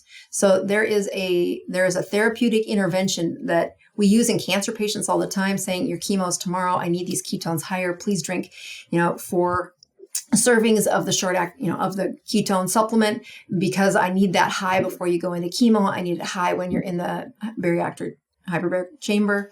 So those interventions are helpful medically. But when I look at the universe out there who's using them, if you are in the 200 club, the other thing I'm going to tell you to do is swallow ketones. That week where you're trying to cut down ketones, let your liver see what ketones look like before we ever cut your carbohydrates. I cannot tell you how much easier this transition is for somebody that's very metabolically asleep. I will wake them up with circulating ketones. I also know that when people fall off the wagon, it's usually their sweet tooth that gets them. And to add that ketone back, the longer those mitochondria go without seeing a ketone, the harder it is to resurrect. But let me tell you the other thing that's been on my supplement list in the world of helping people with broken metabolisms is the advent of the GLP-1 prescription drugs. And I came out pretty quickly saying, quit this. You don't, Byetta, which I've been writing prescriptions for since 2013, was the first one, and we've seen them. And yes, there is an impact that was made on those earlier renditions of their appetite, but it was nothing like what these recent generations have been. But like any good scientist, I keep my ear to the rail of what science is showing us. And when you look at the microdosing of these hormones, adding these hormones to some of my severely insulin resistant patients that they have had the wave of ketones and then they sink. And they restrict and their ketone production is so tiny. And we can supplement, but we are also trying to lose weight. And the hormone they're really missing is GIP, GLP-1, and I contend the next one that's about to come out is the most powerful one. It probably won't hit till 2026 or maybe 2027. But these peptides, not in the doses that we're talking about, that would be for a diabetic or what we would have used them for in the regular zone of the clinic. It's fascinating to see how somebody who is really struggling to stay on the wagon, and you add the smallest amount of these incretin hormones, and these are gut-brain hormones that are so muted, Jesse. It's like they haven't heard them in a lifetime. And even in a ketogenic state, I get a window where they were feeling that benefit. And I've learned, okay, they have learned how to eat. They've learned how to cut carbs. This lifestyle is what I need them to learn if they want to be free from me. But there is also a part of their endocrine system that's so broken that the smallest whiff of them awakens a flood of what we're trying to get their body to do. And it's almost like that the prime of a pump, like this hormone was doing nothing. A micro dosing of it. And I'm talking like 1/10 of the dose that is a typical dose. So not only does that prescription last a long time, so the cost is much less to this patient, but they get to the end of like a 4-month time and we say, well, I wonder how you would do without it. And it's remarkable that you have just awoken, you've just given CPR to a part of the endocrine system that dramatically changed how they feel satiety, how they have pleasure, and specifically how that brain is addressing concentration. I mean, brain function is what I'm talking about. They're going to be the biggest neuromodulator out there is the incretin class that's coming. And I contend you get the most power when you are on a bed of ketones. I also think it's giving them the most success of stopping them. What's the name of this new compound that's coming?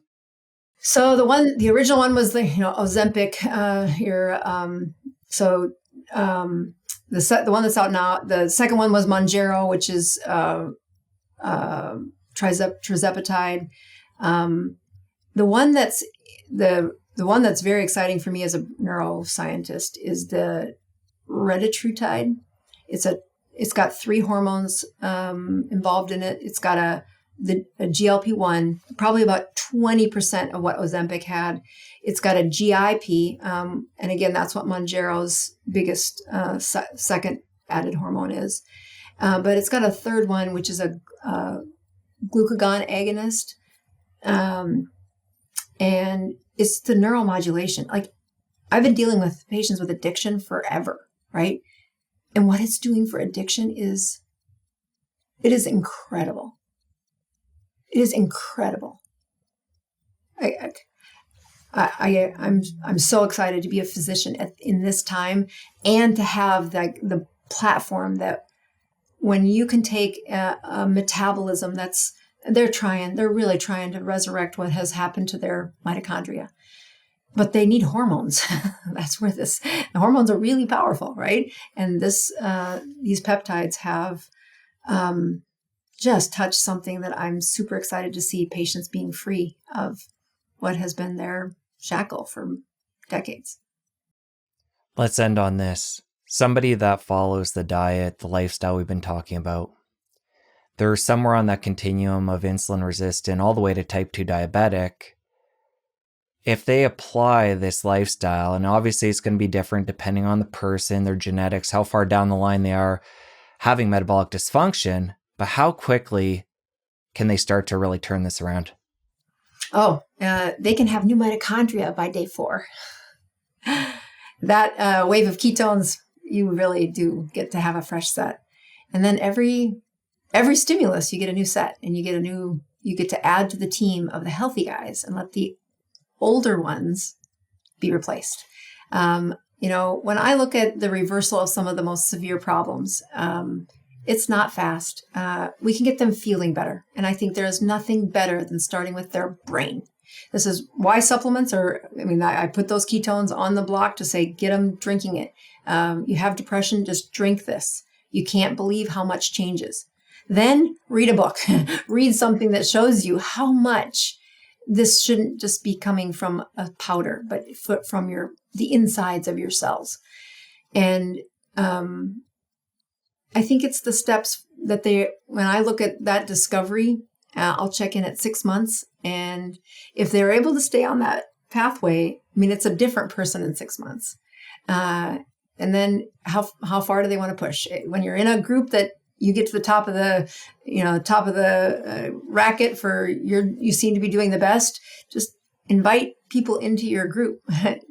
Look at the next challenge for you.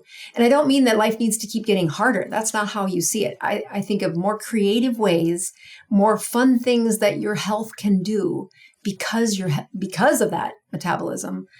And that's a full life. So if I look at the life where they are trapped in their obesity, in their disability, and the restoration, a year gives us a full range of where I've just seen miracles happen. But I see people wake up within 3 weeks, and I see transformation in 6 weeks of 40 pounds lost and prescriptions dropped. So that timeline depends, but instead of looking at how long do I have to, just how long until I get to have that. And then that's the reward of why we do this, of the health you have behind your purpose in life. Dr. Boz, really enjoyed this. Thank you so much for the deep, long conversation. A lot more I would have liked to have gotten into, including your mom's journey and your journey into ketosis, but maybe we can do this again sometime. We're going to link up your books, your social media, your website. Thank you. Well, Jesse, thanks for doing what you do. You have quite a following, and it's fun to see how many people are getting healthy because they listen to Jesse. Well, thank you again. You bet. Now that you're done, you're going to want to stick around here and catch this other incredible episode. You don't want to miss it. I'll see you over there. Ultimately, it's not what's in the food, it's what's been done to the food that matters. Everything fructose does to the mitochondria is designed to inhibit its functioning. It's metabolic health that drives